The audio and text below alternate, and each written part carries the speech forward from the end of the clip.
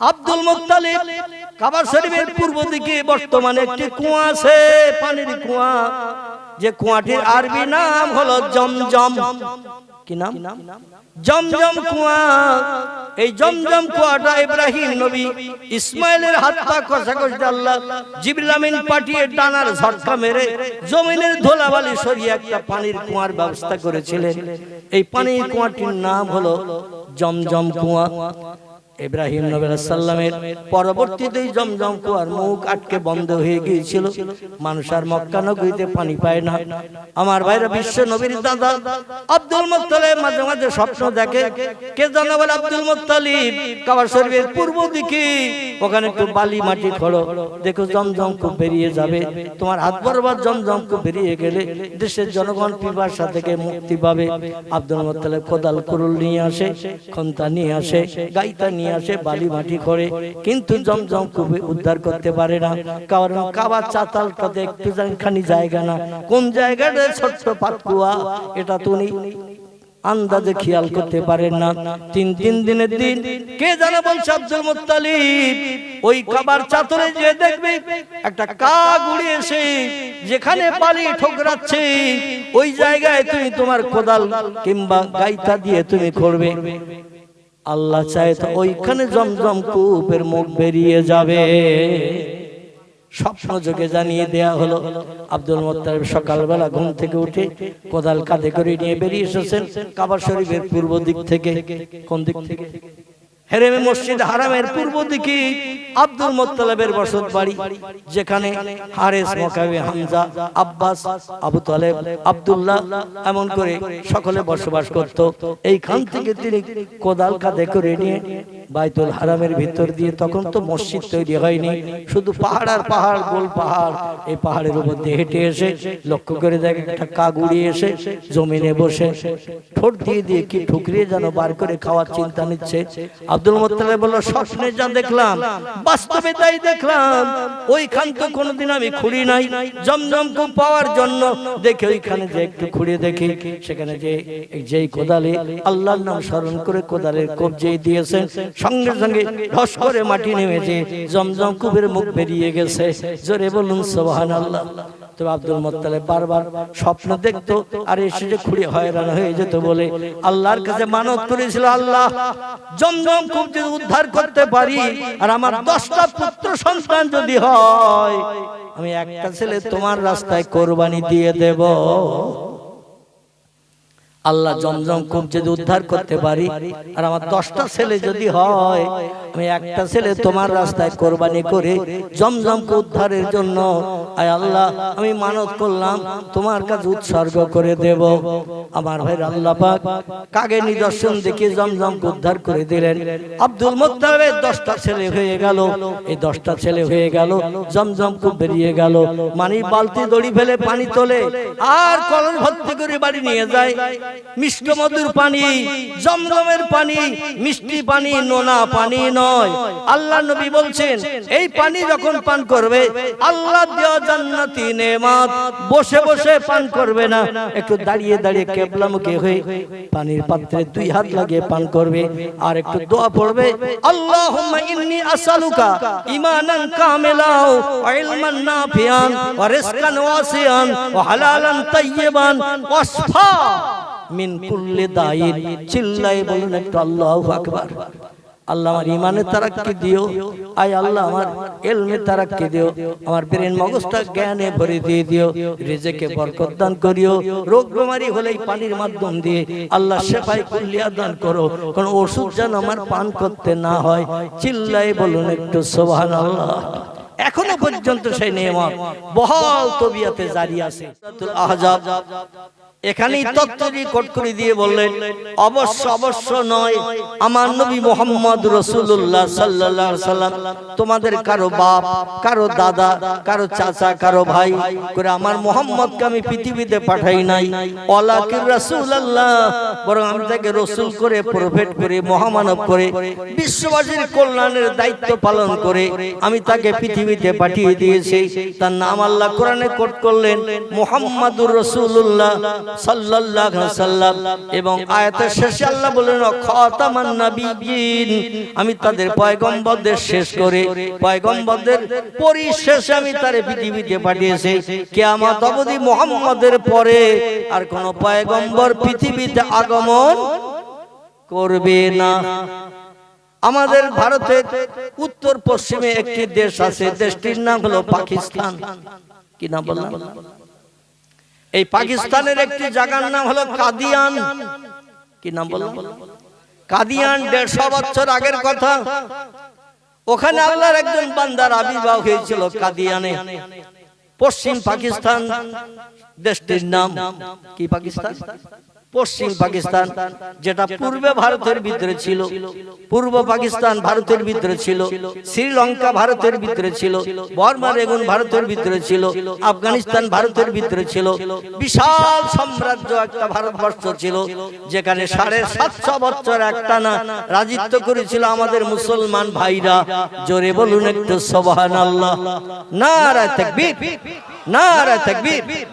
কিয়ামত অবধি কোন জাতি সম্প্রদায়ের বাবার ক্ষমতা হবে না মুসলমানদের রেকর্ড ভেঙে এই রেকর্ড নতুন করে গড়া।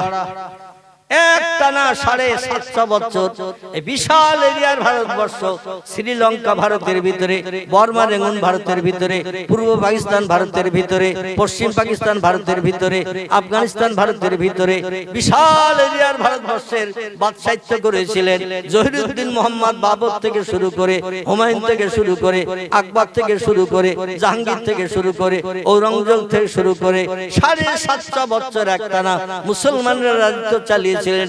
মাঝখানে কোন হিন্দু, জৈন, শিখ, বৌদ্ধ, চৈতন্য, ইহুদি, খ্রিস্টান, কোল, ভিল, নাগা, খাসা, মুন্ডা, আর্য, অনার্য, আদিবাসী, সাঁওতালি কোন জাতির বাবার ক্ষমতা হয় নাই। 750 বছরের ভিতরে মুসলমানদের রাজসিংহাসন থেকে নামিয়ে দিয়ে অন্য কোন ধর্মাবলম্বী রাজসিংহাসনে 3 দিনের জন্য বসা। বেশি দিন বলবো না, 3 দিনের জন্য রাজসিংহাসনে বসেছে। এমন পাওয়ার ক্ষমতা কোন ধর্মাবলম্বী ছিল না। বরং সমস্ত ধর্মাবলম্বীরা এক কথাই বলতো, মোল্লারা ছাড়া রাজসিংহাসনে বসার কেউ নাই। কারণ ওরা মিথ্যা কথা বলে না, ওরা চুরি ডাকাতি করে না, ওরা ছিনতাই করে না, ওরা অপরের গালে চপটাঘাত করে না, গরিব এতিমের হক ফাঁকি দিয়ে খায় না, ওরা মানুষ মার্ডার করে না, বিধবার দরজার কড়া নাড়া দেয় না। মুসলমানদের চরিত্র হলো সাদা কাপড়ের চরিত্র। আর আমাদের চরিত্র এখন যেখানে যত মিটিং মিছিল হচ্ছে, বসা বসি, বিচার আচার সব মোল্লাদের নিয়ে। ঠিক বললাম না? সব মুসলমানদের নিয়ে মিটিং। বিধর্মীরা, হিন্দু ভাইরা, জৈন, শিখেরা, ইহুদি, খ্রিস্টানরা, এরা এখন আমাদের আদর্শ নিয়ে নিয়েছে। আর আমরা ওদের পুরানো আদর্শ নিয়ে আজ পৃথিবীতে একেবারে রসাতলে নিম্নগামী হয়ে গেছি। আমাদের চরিত্র এখন মানুষের কাছে প্রকাশ করার মতো নয়। জোরে বলুন একটু নাউজুবিল্লাহ। আমার ভাইরা, আল্লাহ বলেন খাতামান নবিয়্যিন, কিয়ামত পর্যন্ত আর কোন পয়গম্বরের আগমন পৃথিবীতে হবে না।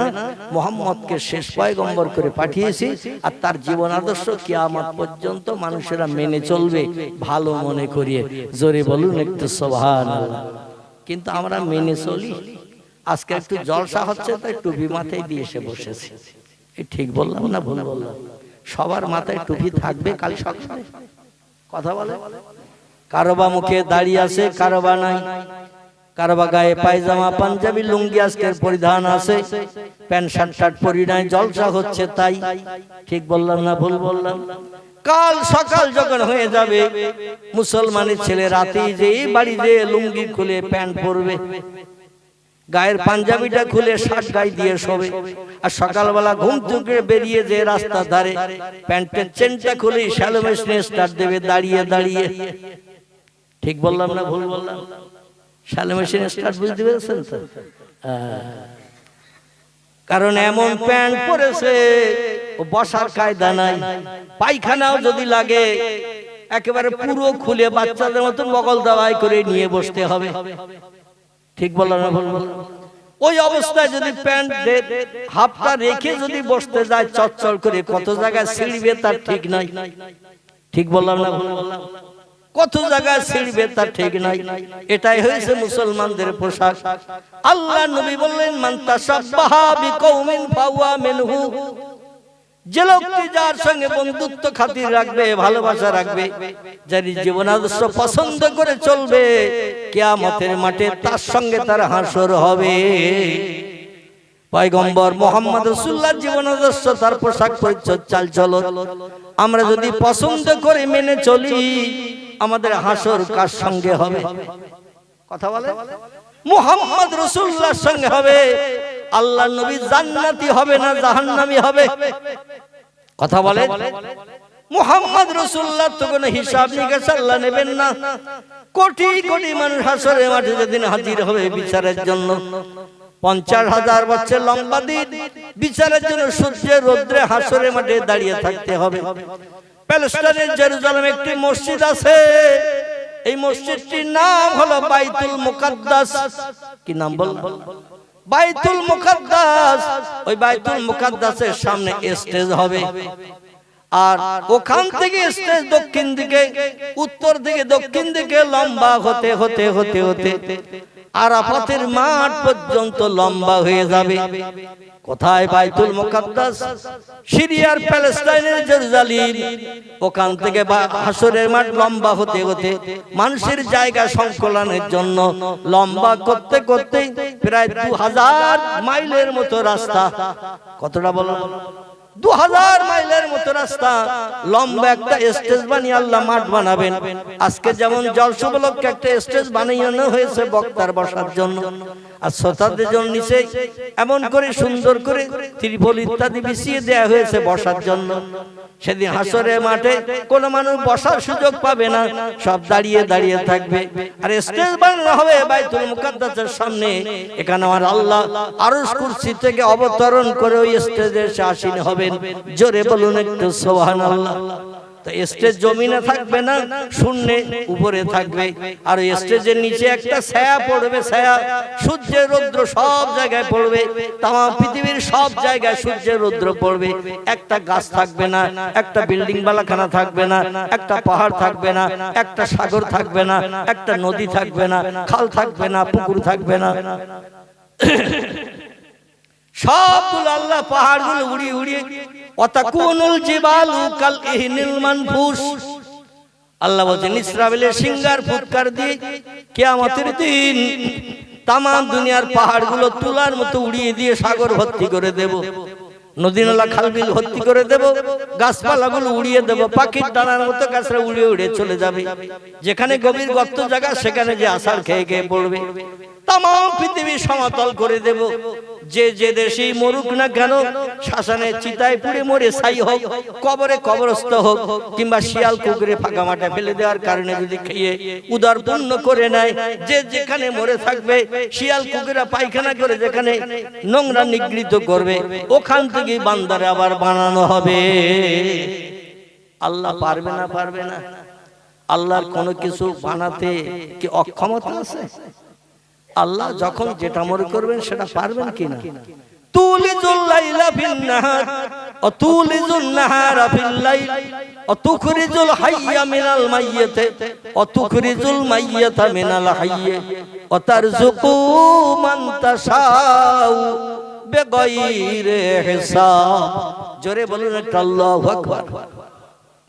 আল্লাহ বলেন আমি এমন একজন প্রভু, তোমরা যেন ধারণা করিও না যৌবন বয়সে 20-25 বছর বয়সে শক্তি ক্ষমতা ছিল, কিন্তু যখন 50-55 বছর হয়ে যাবে, ওই 20-25 বছরের ক্ষমতা আপনি কি 55 বছরে ধরতে পারবেন?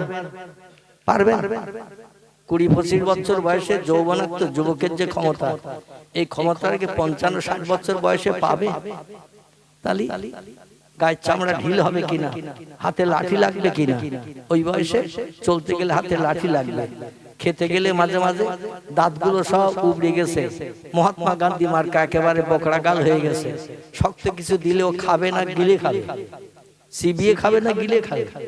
গিলে খাবে, কারণ দাঁত বলতে একটাও নাই, সব উঠে গেছে।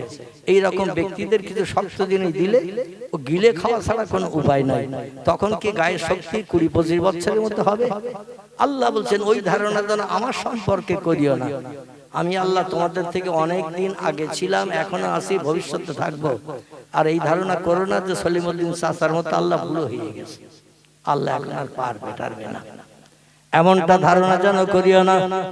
আল্লাহু হাইয়ুন কাইয়ুম। আমি অতীতে যেমন ছিলাম, বর্তমানে তেমন আছি, ভবিষ্যতেও তেমন থাকবো বা থাকবেন। পাওয়ার কম হবে? পাওয়ার কম হবে না। তিনি বলছেন তুলিজুল লাইলা ফিন নাহার। তামাম পৃথিবী যখন অন্ধকার রাতে ছেয়ে যায়, দুনিয়ায় সূর্যের আলোর কোনো নাম নিশানা রাতের বেলা দেখতে পাওয়া যায় না, আমি আলোয় রাতের বেলা দিন বানাই। আবার যখন তামাম পৃথিবী সূর্যের আলো দিয়ে আধার দূর করে আলো দিয়ে দুনিয়াটা আলোকিত করে দেয়, ওই দিনের বেলাও আমি আল্লাহ অমাবস্যার অন্ধকার রাত বানাই। জোরে বলুন একটু সুবহানাল্লাহ। কোরআনের কথা সত্য না মিথ্যা? যদি কেউ ধারণা করে এটা বোধহয় হতে পারে না, লোকটার ইমানদার থাকলো না, ও সঙ্গে সঙ্গে কাফের হয়ে গেল, কি হলো? কোরআনের কোন একটা কথা মানতে যদি কেউ অস্বীকার করে, কেউ যদি কুচিন্তা ভাবনা করে আল্লাহ পারবে না এরকম করতে, তামাম দুনিয়া দিনের বেলা রাত করবে, পারে নাকি? আবার রাতের বেলা দিন করবে, পারে নাকি? অতুখরিজুল হাইয়া মিনাল মাইয়াতে, আল্লাহ বলছেন আমি মরাকে জিন্দা করি, আবার জিন্দাকে মারি। কোন মানুষ মারা গেছে 2-5 ঘন্টা, বিজ্ঞান ডাকেন, দর্শন ডাকেন, ইঞ্জিনিয়ার ডাকেন, ডাক্তার ডাকেন, মাস্টার ডাকেন, বুদ্ধিজীবী ডাকেন, প্রধানমন্ত্রী ডাকেন, মুখ্যমন্ত্রী ডাকেন, এমএলএ ডাকেন, এমপি ডাকেন, ডেকে যদি বলেন 5 ঘন্টা মারা গেছে আমার ভাই, একটু জিন্দা করে দিয়ে যাও ভাই, তোমার পাওয়ার শক্তি সরকার অনেক দিয়েছে। থানায় গেল, থানা পুলিশ তোমারে সার করে বসতে দেয়। আচ্ছা, লোকটা দায়িত্ব নেবে? কার ভাই মারা গেছে 5 ঘন্টা নেবে, কার যদি মা মারা যায় আধা ঘন্টা। আর যদি ডাকা হয় কোনো নামি দামি ব্যক্তিকে, বিজ্ঞান, দর্শন, ইঞ্জিনিয়ার, ডাক্তার, মাস্টার সবাইকে ডাকা হয়, যদি বলা হয় আধ ঘন্টা মারা গেছে, এখনো গন্ধ হয়নি, পচিনি, শক্ত হয়নি, এখন হাত পা নাড়ানাড়ি করছে, নরম আছে, মানে জানটা এই বেরিলো মাত্র আধা ঘন্টা, একটু জানটা ফিরিয়ে দিয়ে দাও। মা অন্তত খোকা বলে ডেকে উঠুক, দায়িত্ব নেবে কেউ? দাঁড়াবে কেউ? যে কাজটা পারে না কেউ, সেটা পারে কে? আল্লাহ। আচ্ছা, আল্লাহ শুধু পারে না, বাস্তব নমুনা দেখিয়ে দিয়েছেন। আল্লাহ পারেন, বাস্তব নমুনা দেখিয়েছেন না দেখায়নি? রাতকে দিন করেছেন না করেননি? দিনকে রাত করেছেন না করেননি? মরারে জিন্দা করেছেন না করেননি? জিন্দার আবার এক মুহূর্তে আল্লাহ মেরেছেন, এটা দেখিয়েছেন না দেখাননি? তিনি শুধু কোরআনের তথ্য দেননি, বাস্তব নমুনা দেখিয়েছেন। জোরে বলুন একটু সুবহানাল্লাহ। সময় সুযোগ হলে আমি এই নমুনা করে আপনাদের কাছে টুকটুক করে একটু পরিবেশনের চেষ্টা করব। যদি সময় সুযোগ না হয়, আল্লাহ আবার 4 চক্ষের মিলন ঘটালে এই তত্ত্বগুলো পরিবেশনের চেষ্টা করব। বিশেষ করে যে কথা পূর্বে বলতে চাইছিলাম, প্রথম পয়গম্বর যিনি, তার নাম আদম সফিউল্লাহ। আল্লাহ তাকে কাদামাটি দিয়ে বানিয়েছিলেন, কিন্তু আরেকজন নারী বানিয়েছিলেন আল্লাহ, তাকেও কি কাদামাটি দিয়ে বানিয়েছিলেন? কথা বলেন। আরেকজন নারী আল্লাহ বানিয়েছিলেন সঙ্গী করে, জোড়া করে। হুন্না লিবাসুল লাকুম ওয়া আনতুম লিবাসুল লাহুন্না। ও দুনিয়ার নারী পুরুষ তোমরা শোনো, পুরুষদেরকে আমি বানিয়েছি নারীদের গায়ের পোশাক করে, আর মেয়েদের বানিয়েছি পুরুষদের গায়ের পোশাক করে। পোশাক ছাড়া কোনো মানুষ উলঙ্গ হয়ে রাস্তাঘাটে পথে বেরিতে পারবে? কাউরে যদি বলা হয় তুমি এখান থেকে উলঙ্গ হয়ে একটু মেন রোডের থেকে ঘুরিয়ে এসো, মাখালগাছা মাদ্রাসার সামনের মেন রোড থেকে ঘুরিয়ে এসো, 500 টাকা দেবো, দিনের বেলা 11টার সময় যাবে কেউ? বলে উলঙ্গ হয়ে যাওয়া সম্ভব নয়। কিন্তু তার গায়ে যদি পোশাক পরিয়ে দেয়া হয়, যেখানে বলবেন সেখানে যেতে আপত্তি করবে। আল্লাহ বলেন নারীর গায়ের পোশাক হলো পুরুষ, পুরুষের গায়ের পোশাক হলো নারী। খলাকনাকুম আজওয়াজা, আমি একে অপরকে জীবনের অর্ধাঙ্গী করে বানিয়েছি। একটা নারীর জীবনের এক পয়সা মূল্য নাই একটা পুরুষ ছাড়া, একটা পুরুষের জীবনের এক পয়সা দাম নাই একটা নারী ছাড়া। এই জন্য দুইজনকে আমি জোড়া করে বানিয়ে দিয়েছি। জোরে বলুন একটু সুবহানাল্লাহ। তা আদমকে বানালেন কাদামাটি দিয়ে, আল্লাহ হাওয়াকে কিন্তু আলাদা কাদামাটি দিয়ে বানাতে পারতেন না? পারতেন। কিন্তু আল্লাহ হাওয়াকে আলাদা কাদামাটি দিয়ে বানান নাই। আল্লাহ বললেন, ও আদম তোমার মন খারাপ, জান্নাতের ভিতরে একা একা ঘুরে ঘুরে তোমার ভালো লাগছে না, ফল ফুল খাচ্ছ, মিষ্টি মিঠাই খাচ্ছ, গার্ডেন বাগানে পিকনিক স্পটে ঘুরছো বেড়াচ্ছ, জান্নাতের গাছতলায় ঘুমাচ্ছ, ঘুম ভেঙে উঠে তুমি গালে হাত দিয়ে মুখ কালো করে চুপটি করে বসে থাকছো। মাহালুকা মাকবরুকা ইয়া আদম সাবিউল্লাহ, ও আমার বান্দা আদম গো, আমার জান্নাত চির শান্তির আবাসস্থল, চির সুখের জায়গা, যেখানে দুঃখ নাই, ব্যথা নাই, অভাব নাই, রোগ নাই, শোক নাই, জ্বালা নাই, যন্ত্রণা নাই, যেখানে কোনো অস্বস্তি নাই, শুধু সুখ আর সুখ, আনন্দ আর আনন্দ, ফুর্তি আর ফুর্তি। ওখানে তুমি একটু বিশ্রামে যে ঘুম থেকে উঠে গালে হাত দিয়ে কেন চুপ করে বসে আছো? আদম বলছে, আল্লাহ কি জানে একটা নাই। কি বলেছিলেন? বলছেন আল্লাহ কি জানে একটা নাই, এই কি জানে একটা নাই, এই জন্য আমার ভালো লাগে না জান্নাতের ভিতরে ঘুরতে। আল্লাহ বলেন, কি নাই একটু বল, আমি দে দে, আমি তো সব দিতে পারি, ঠিক না ভুল? আমি পচা কাদামাটি দিয়ে যদি তোর জিন্দা মানুষ বানাতে পারি, তার তোর কি নাই সেটাও আমি দিতে পারি না? পারি, কিন্তু কি নাই বল। আদম বলছে, কি যে নাই ওটা আমি বলতে পারছি না, তবে কি একটা অভাব আমার মনের ভিতরে আছে, সেই অভাবটা পূরণ হচ্ছে না, এই জন্য ঘুম থেকে উঠে গালে হাত দিয়ে মুখ কালো করে বসে থাকি। আল্লাহ ডেকে বললেন, আদম আমরা যেটা জানি না সেটা জানে কে? জোরে বলেন। আলেমুল গায়েব তিনি, মানুষের অন্তরের গোপন খবরও জানেন না। মানুষের অন্তরের গোপন খবরও জানেন কে? আল্লাহ। আদমের মনের ভিতরে কি যে অভাব এটা জানেন কে? আল্লাহ বলছেন, আমি যদি তোর মনের গোপন খবরটা বলে দিতে পারি, কি নাই তাই গালে হাত দিয়ে মুখ কালো করে বসে বসে চিন্তা ভাবনা করিস, আমার জান্নাতের মর্যাদা নষ্ট হয়ে যাচ্ছে, সম্মান নষ্ট হচ্ছে। এখানে মুখ কালো আমি আল্লাহ পছন্দ করি না, এখানে বান্দা বান্দা হাসি তামাশা গল্প গুজব পছন্দ করি। জান্নাত হলো আনন্দের জায়গা, আর দুনিয়া হলো কান্নার জায়গা। জোরে বলুন সুবহানাল্লাহ। আল্লাহ কোরআনে বলছেন, ফালিয়াদহাকু কালিলাউ ওয়ালিয়াবকু কাসীরা। ও বান্দা বান্দীরা, দুটো কাজ একটু বেশি বেশি করে করিও তোমরা পৃথিবীতে, একটু বেশি কম করে করিও দুটি কাজ। একটি কাজ একটু কম করবে, একটি কাজ একটু বেশি বেশি করে করবে, তাহলে আমি আল্লাহ আমার প্রেমিক প্রিয় বান্দা সাব্যস্ত হবে, যেটা চাইবে সেটা আমার কাছ থেকে পাবে। জোরে বলুন একটু সুবহান। কাজ দুটি কি কি? আল্লাহ কোরআনে তত্ত্বকট করে বলছেন, ফালিয়াদহাকু কালিলা, হাসি তামাশা একটু কম কম করো পৃথিবীতে। পৃথিবী কান্নার জায়গা, হাসির জায়গা নয়। পৃথিবী হলো কান্নার জায়গা। ওয়ালিয়াবকু কাসীরা, আর একটু বেশি বেশি করে পৃথিবীতে কাঁদিও।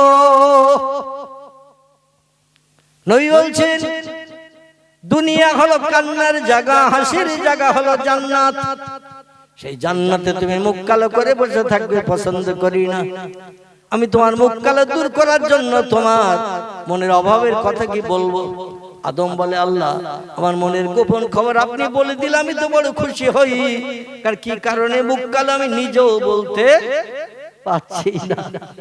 আল্লাহ বলে, আদম তোমার দেহটা চারটি উপাদান দিয়ে বানিয়েছি। কটা? চারটি উপাদান দিয়ে বানিয়েছি, কাম, লোভ, মোহ, মৎস্য। এই চারটি উপাদান দিয়ে তোমার দেহ আমি স্ট্রাকচার বানিয়েছি। তোমার জীবন যৌবনের কাম লোভ নিবারণের প্রয়োজনের দরকার। এই জন্য তোমার একজন যুবতী নারীর প্রয়োজন, জীবন সঙ্গিনীর প্রয়োজন। তুমি যৌবনাক্ত যুবক, আমার জান্নাতের ভিতরে একা একা ঘুরছো, তোমার মনে ভালো লাগছে না। একটা যুবতী নারী তোমার পাশে আসলে সব সমস্যার সমাধান হয়ে যাবে। সেই মেয়েটি তোমার পাশে নাই, এই জন্য ঘুম থেকে উঠে তুমি মুখ কালো করে বসে থাকো। আমি আল্লাহ তোমার মুখ কালো দূর করার জন্য ব্যবস্থা করে দিচ্ছি। জোরে বলুন সুবহান। আচ্ছা, আল্লাহর কি সময় লাগবে? আল্লাহ বলেন আমার জান্নাতের ভিতরে একটু ঘুরে ফিরে বেড়াও, ক্লান্ত হয়ে গেলে গাছতলায় ঘুমাও, আর ঘুম থেকে উঠলেই তুমি দেখতে পাবে তোমার মুখ কালো দূর হয়ে যাবে। জোরে বলুন সুবহানাল্লাহ। আমরা যখন বিভিন্ন জায়গায় ভ্রমণ করি, বিভিন্ন জায়গায় ব্যবসা বাণিজ্য কারবারে যাই, দেখবেন ক্লান্ত হয়ে গেলে দেহের বিশ্রামের প্রয়োজন হয় না? হয় না? রাতের বেলা একটু ঘুমালে আবার দেহটা সঠিক ঠিক হয়ে যায় কিনা? এই জন্য আদম ঘুরে ঘুরে যে ক্লান্ত হয়ে গেছে, এক গাছতলায় এসে ফিরফিরে ঠান্ডা হাওয়ায় হযরতে আদম ঘুমিয়ে পড়েছেন। যেই ঘুমিয়ে পড়েছেন, আল্লাহ ডেকে বলেন ইজহাব ইয়া জিবরিল ইলা আদম, এ জিবরিল তুমি আদমের কাছে যাও। জিবরিল বলেন আল্লাহ কি জন্য যাব? আল্লাহ বলেন আদমের বাম পাজরের, আদমের দেহ থেকে একটা হাড় বার কর। কি বার কর? আদমের টোটাল বডির ভিতর থেকে একটা হাড় বার করো। তা ঘুমন্ত অবস্থায় বার করবে যেন জেগে না যায়। আচ্ছা, আমাদের দেশে দেখবেন যখন বড় বড় অপারেশন হয়, রোগী সজাগ থাকে না বেহুশ থাকে? বড় বড় অপারেশন যখন হয়, আচ্ছা রোগী যদি হুশালা থাকে তো ডাক্তার বুকের খাসা লাথি মারবে কিনা? কাটলে কি লাথি মারবে না? মারবে না? আমার তো 21টা সেলাই, একার পাজরের কাঠি থেকে গুপ্তঙ্গের গোড়া পর্যন্ত 21টা সেলাই। কিডনি ট্রান্সপ্লান্টের সময় ডাক্তাররা পুরো পেট ফেড়ে ফেলেছিল। আম গাছের কলম বাঁধার মতো আমার কিডনির পাশে আর একটা কিডনি জুড়ে দিয়েছে, তাই এখন আমি সচল। অন্যথায় 3 বছর আমি অসচল হয়ে ঘরের ভিতরে একাই থাকতাম। আমার ঘরে কেউ ঢুকতো না, আর ডাক্তার নিষেধ ছিল, আমার ঘরে কাউকে ঢুকতে দেওয়ার পারমিশন ছিল না। আল্লাহর অফুরন্ত রহমত, লক্ষ লক্ষ মানুষ অধমের জন্য দোয়া করেছে, না জানি আল্লাহ কার দোয়া কবুল করেছেন। চোখের পানি আল্লাহ কঠিন রোগ থেকে মুক্তি দিয়ে আবার আপনাদের সামনে আমার বসার, দু কথা বলার সুযোগ দান করে দিয়েছে। জোরে বলুন একটু সুবহান। আচ্ছা, আমি যদি হুশওয়ালা থাকতাম ওই সময় যখন আরেন্টে করে আমার অপারেশন হলো গত 18ই জানুয়ারি, এই 2024-এর গত 18ই জানুয়ারি, পেটটা যখন পুরো ফাটলো, আমি পাশের কাছে যারে পেতাম তার লাথি মারতাম না? পেট ফাটতেছিস কেন? কিন্তু ওরা এমন বেহুশ করে ফেলেছে আমারে, দুনিয়ার কোনো খবরই রাখি না। অপারেশন হয়ে গেল, 21টা সেলাই দিলে, 4 জায়গায় থলে ঝুলিয়ে দিলে, ব্লাড বেরোনোর জন্য, রক্ত পুজ একসঙ্গে বেরোনোর জন্য, পেশাব বেরোনোর জন্য 4টে থলে এই পেটের 2 ধার দিয়ে মোটা মোটা কালো পাইপ দিয়ে ঝুলিয়ে দিয়ে দিল। স্ট্রাকচারে করে আমার নিয়ে যখন মানে স্পেশাল বেডে নিয়ে যাচ্ছে, বেডে নিয়ে যাওয়ার সময় হঠাৎ আমার ঘুম ভেঙে গেছে। ঘুম ভেঙে যেয়ে দেখি চারদিকে 4টে থলে ঝুলতেছে। পেট কেটেছে, আমি কিছুই বুঝতে পারিনি। পেট যে কেটেছে একেবারে ফাল করেছে পুরো, কিছুই বুঝতে পারিনি।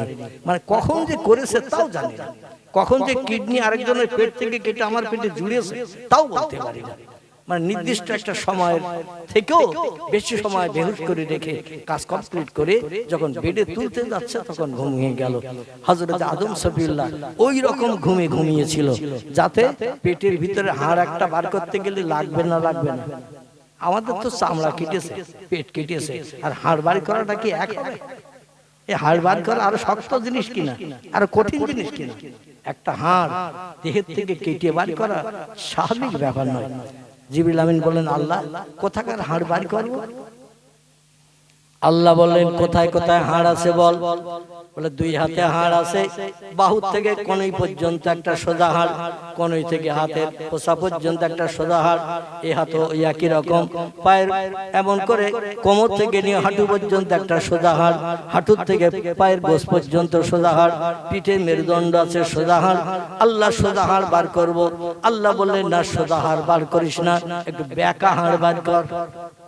কি হাড়? বেঁকা হাড় বার কর।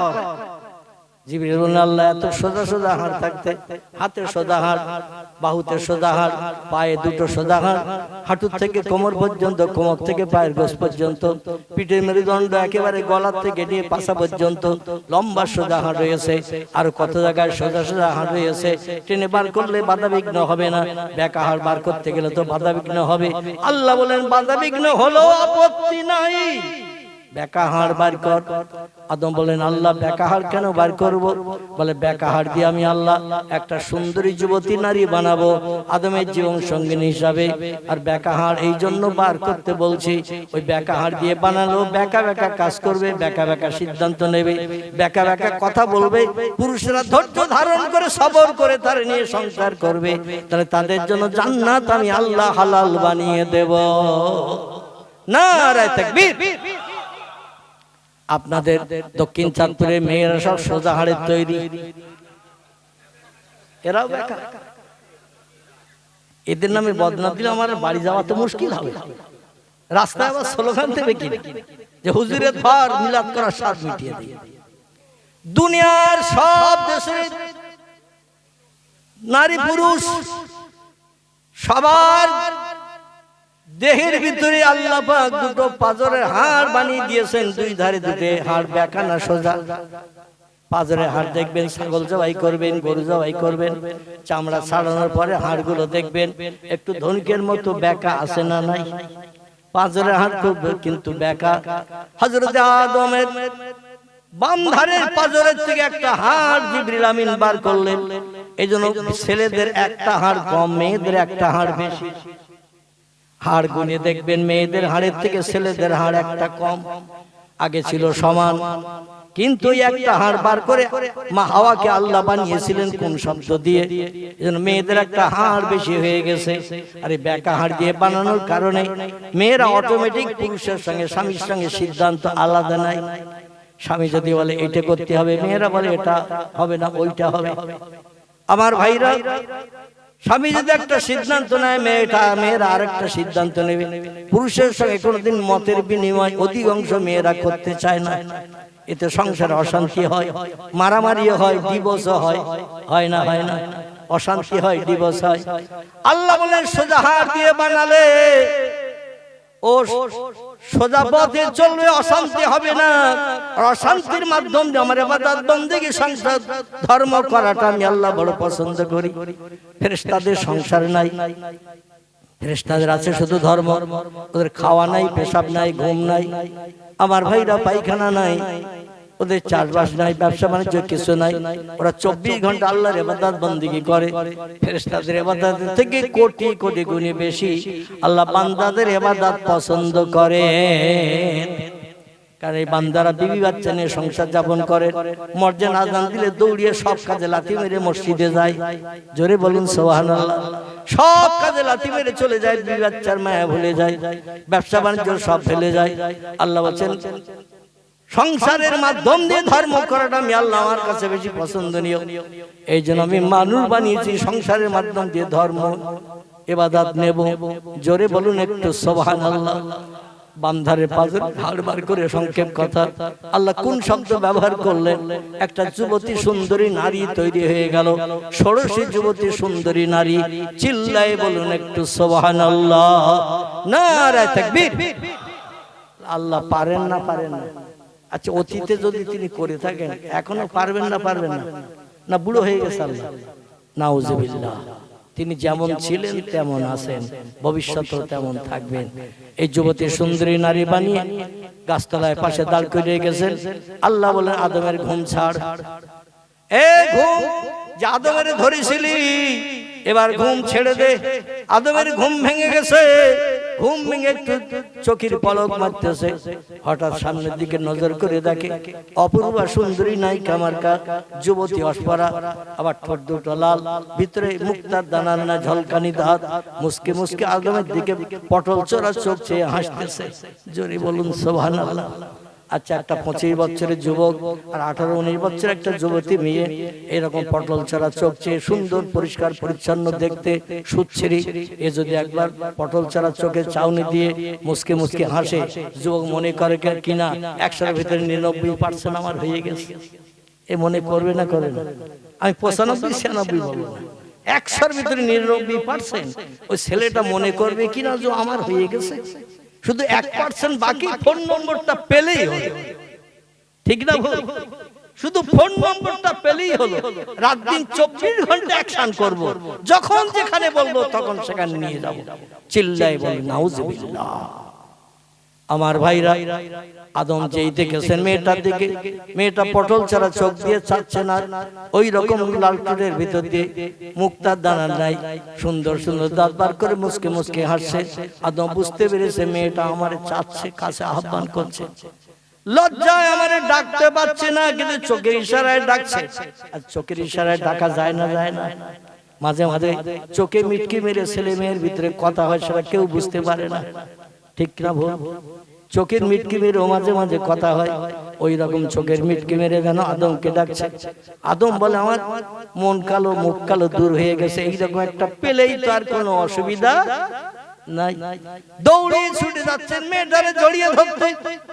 তাফসীরে মাফাতিহুল গায়ব, তাফসীরে মাজিদ, তাফসীরে বিল জালাল কোরআন, বিখ্যাত বিখ্যাত তাফসীরের কিতাবে লেখকেরা লিখেছেন, দুহাত লম্বা করে পাগল পারা হয়ে আদম সবিল্লাহ জীবনের সঙ্গী হিসাবে ওই মেয়েটাকে পাওয়ার জন্য দৌড়িয়ে ছুটে যাচ্ছেন, জড়িয়ে ধরবে। তাই যেই কাছাকাছি চলে গেছে, আল্লাহ সাবধান বানিয়ে দিলেন, হুঁশিয়ার, ডেঞ্জার, বিপদ, খাতরা আছে, খবরদার মেয়েটার গায়ে যেন হাত দেবে না।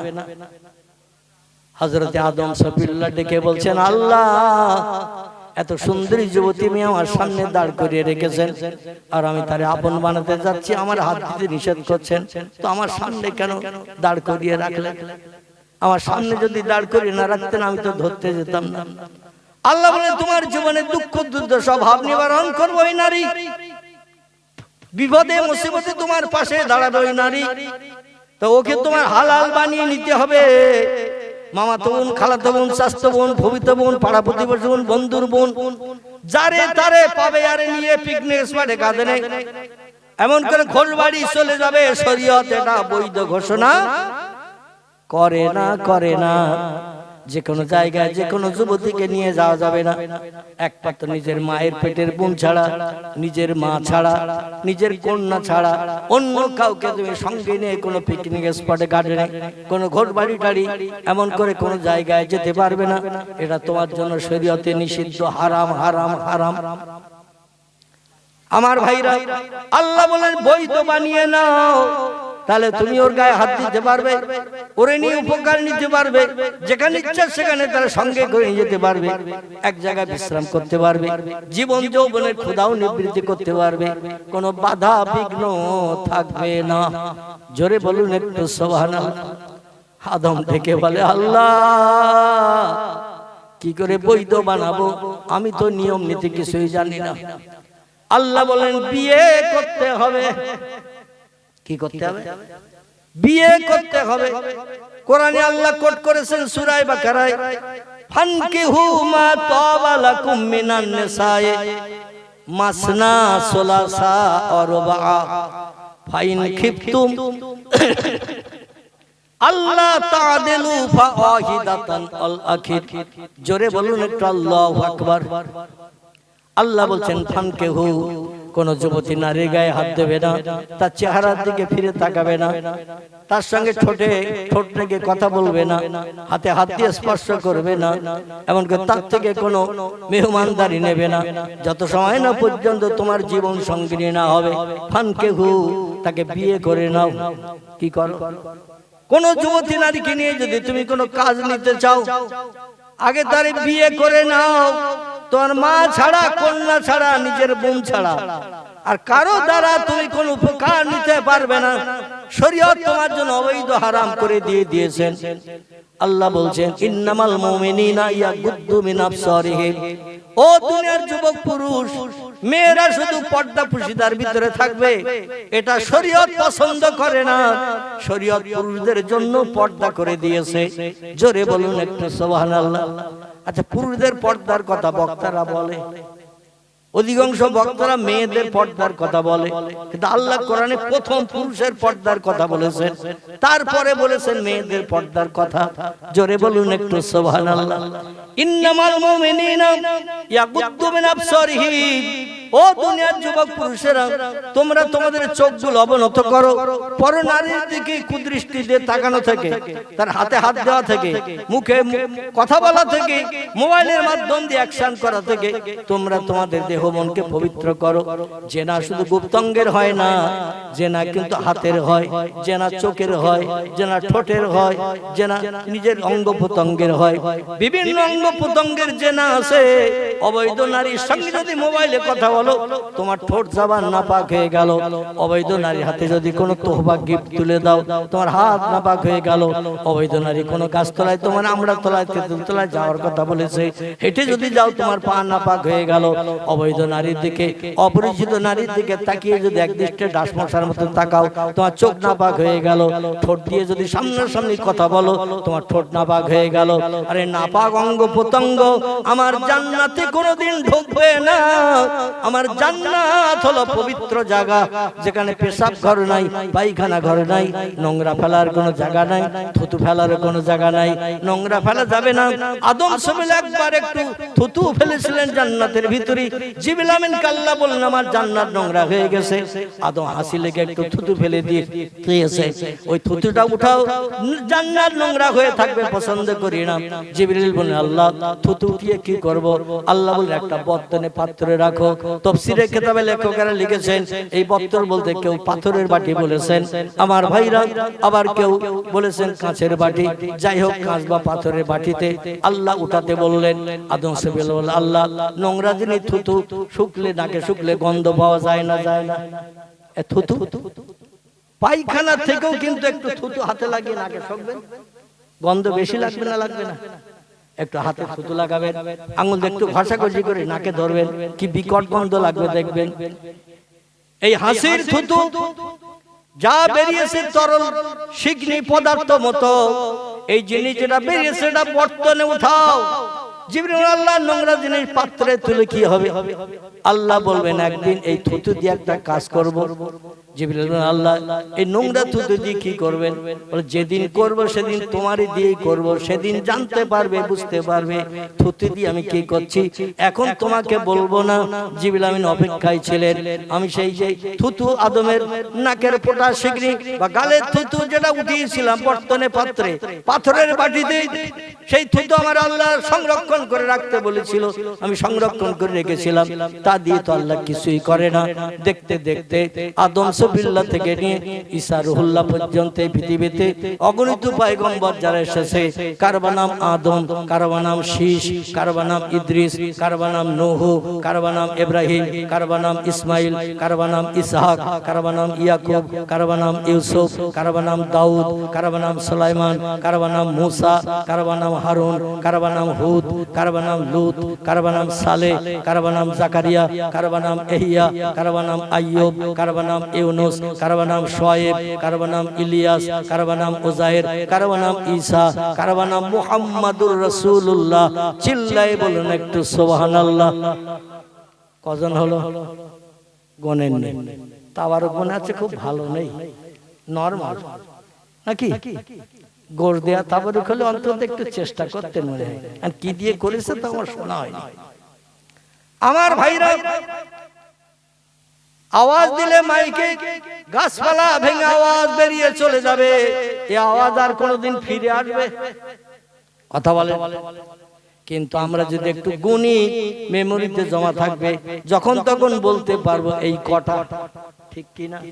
টোটাল কোরআনের ভিতরে আল্লাহ যে পয়গম্বরদের নাম কোট করেছেন এবং তাদের জীবনী আল্লাহ কোট করে দিয়েছেন মানুষকে আমল করে বাস্তব জীবনে মানুষ হওয়ার জন্য। আমি সেই পয়গম্বরদের নাম কোট আপনাদের কাছে ইতিপূর্বে বলেছি, আর একটা বার বলে একটু গুনে নিন, যাতে মরণের দিন পর্যন্ত আমাদের স্মরণ থাকে। আল্লাহর কোরআনে এই কয়জন পয়গম্বরের নাম আছে। ফের আমি একটু বলি গুনুন। কারবা নাম আদম, কারবা নাম শীষ, কারবা নাম ইদ্রিস, কারবা নাম নূহ, কারবা নাম ইব্রাহিম, কারবা নাম ইসমাইল, কারবা নাম ইসহাক, কারবা নাম ইয়াকুব, কারবা নাম ইউসুফ, কারবা নাম দাউদ, কারবা নাম সুলাইমান, কারবা নাম মুসা, কারবা নাম হারুন, কারবা নাম হুদ, কারবা নাম লুত, কারবা নাম সালেহ, কারবা নাম জাকারিয়া, কারবা নাম ইহইয়া, কারবা নাম আইয়ুব, কারবা নাম ইউনুস, কারবা নাম শুআয়ব, কারবা নাম ইলিয়াস, কারবা নাম উযায়ের, কারবা নাম ঈসা, কারবা নাম মুহাম্মাদুর রাসূলুল্লাহ। চিল্লায়ে বলুন একটু সুবহানাল্লাহ। কজন হলো? আমার যে ভাই 26 গুণেছে, আমার মনে হচ্ছে একটু ঘুম ঢুল ঢুল ভাব লেগেছে। কটা? তাহলে 25 যারা বলছেন তারা সঠিক বলেছেন। আমার মেমোরিতে জমা আছে 25। যিনি 26 গুনেছেন একটু ঘুম ঢুলে ঢুলে ভাব লেগেছে, কিংবা দুটো গিরে একসঙ্গে চলে গেছে, এরকম একটা যায় গেছে, ঠিক কি না? এই 25 ছাড়া আরো 2 জন পয়গম্বরের নাম কোরআনে আছে। কজন? আরো 2 জন পয়গম্বরের নাম কোরআনে আছে, তাদের কোনো জীবনী কোরআনে লেখা নাই, শুধু নাম উল্লেখ হয়েছে। একজনের নাম হযরতে জুলকিফুল আলাইহিস সালাম, আরেকজনের নাম হযরতে আল ইয়াসা আলাইহিস সালাম। এই 27 জন পয়গম্বরের নাম এসেছে কোরআনের ভিতরে। এই 27 জন পয়গম্বরের ভিতরে আমার ভাইরা পূর্বে যে 25 জনের কথা বললাম, এই 25 জনের 24 জনের নাম এসেছে যেখানে, তার নামটা কি বলতে পারবেন? 24-এর পরে যে 25 বলেছি, 24-এ কার নাম বলেছি একটু বলতে পারবেন? স্মরণে নেই, মেমোরিতে জমা হয়নি। 24 নম্বরে যার নাম বললাম তার নাম ঈসা রুহুল্লাহ আলাইহিস সালাতু সালাম। ঈসার পরে পৃথিবীতে এসেছেন আমাদের পয়গম্বর 570 বছর পরে মুহাম্মাদুর রাসূলুল্লাহ। জোরে বলুন একটু সুবহানাল্লাহ। এই ঈসার জন্মের সময় ওনার মায়ের নাম ছিল মরিয়ম, মরিয়মের মায়ের নাম ছিল হেন্না, আর মরিয়মের পিতার নাম ছিল ইমরান। এই ইমরানের বেটি মরিয়ম, হেন্নার বেটি মরিয়ম। এই মরিয়ম যুবতী, সুন্দরী, ষোড়শী একটা যুবতী মেয়ে ছিল। বাইতুল মুকাদ্দাসের খাদেমাগিরি করত। আল্লাহর কাছে মানত করেছিল 84 মতান্তরে 85 বছর বয়সে। আল্লাহ বাচ্চা কাচ্চা তো কিছুই দিল না, দুনিয়া থেকে বিদায় নেব, মারা যাব। ইমরান বাইতুল মুকাদ্দাসে ইমামতি করতেন। কি করতেন? বাইতুল মুকাদ্দাসের ইমাম ছিলেন যিনি, তারই বিবির নাম হলো হেন্না। এই হেন্নার ঔরসে স্বামী স্ত্রী মিলনে আল্লাহ বৃদ্ধ বয়সে, বুড়ো বয়সে একটা বাচ্চা দিয়েছিলেন। বয়স স্বামীর তখন 90-92 হয়ে গেছে, স্ত্রী বয়স 84 থেকে 86 বছরের মতো বয়স হয়ে গেছে। 2-1 বছর কম বেশি, বাচ্চা কাচ্চা কিছুই হয়নি। আমাদের দেশে এইরকম যদি হয়, ও মেয়েটার, আমাদের দেশের মেয়েরা বলে বেজো, বাজা বলে না, যে স্বামীর কোনো বাচ্চা নাই তারে বলে বেজো, যে মেয়ের কোনো বাচ্চা নাই তারে বলে বাজা। কারণ ওর পেটে সন্তান হবে না, ও বাজা নারী। কিন্তু বাজারে সন্তান দিতে পারে কে? বাজারে সন্তান দিতে পারেন তিনি, রাতের দিন বানান যিনি, দিনের রাত বানান যিনি, মরারে জিন্দা করেন যিনি, জিন্দারে মারেন তিনি। তিনি বাজাও বেজরে সন্তান দিতে পারে না, পারে না। ইব্রাহিম নবী আলাইহিস সালাম, তারও বয়স 90 থেকে 92, স্ত্রী বয়স 82 থেকে 84। হযরতে সারা, ইব্রাহিম নবীর প্রথম স্ত্রী সারা, 84 বছর বয়স পর্যন্ত কোনো বাচ্চা হয়নি। ইব্রাহিম নবী 90 থেকে 92 বছর বয়স হয়ে গেছে, বাচ্চা হয়নি। আল্লাহ পাক স্বামী স্ত্রীর চোখের পানি কবুল করে, বিশেষ করে স্ত্রীর চোখের পানি কবুল করে এই 82 থেকে 84 বছর বয়সে একটা বাচ্চা দিয়েছিলেন সারার গর্ভে। তার নাম ছিল ইসহাক নবী। কি নাম বললাম? ইসহাক নবী। তার আল্লাহ পারে না, পারে না? আমার ভাইরা, আমরা যেটা পারি না সেটা পারে কে? আল্লাহ পারেন।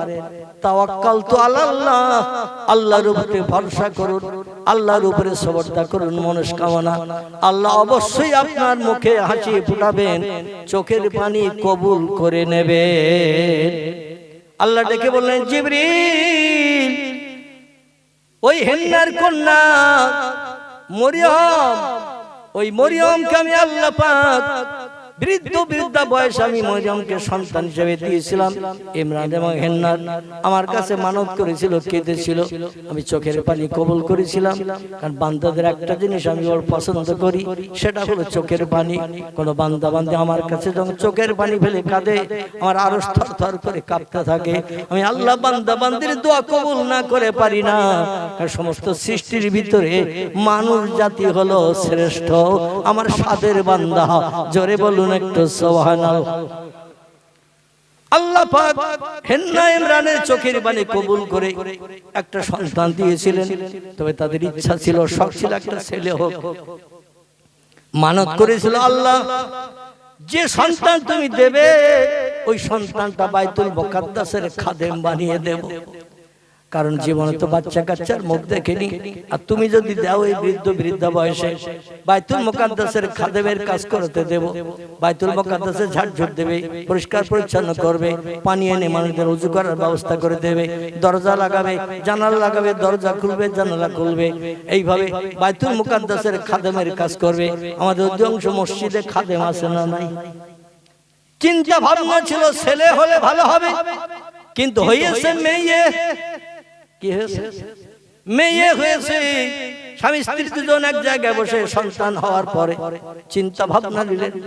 আমরা তো বলেছিলাম, আল্লাহর কাছে মানত করেছিলাম, বাচ্চা হলে বাইতুল মুকাদ্দাসের খাদেম বানাবো, আর মেয়ে হয়েছে, কি করা যাবে? ইমরান বলল, মানত করেছি যখন, মানত আদায় করতে হবে। আমরা দেখবেন অনেক বিপদে মুসিবতে পড়ে মানত করি, কাজ উদ্ধার হয়ে গেলে আর মানত আদায় করি না। ঠিক বললাম না ভুল বললাম? আব্দুল মুত্তালিব কাবা শরীফের পূর্ব দিকে বর্তমানে একটি কুয়া আছে, পানির কুয়া, যে কুয়াটির আরবি নাম হলো জমজম। কি নাম? জমজম কুয়া।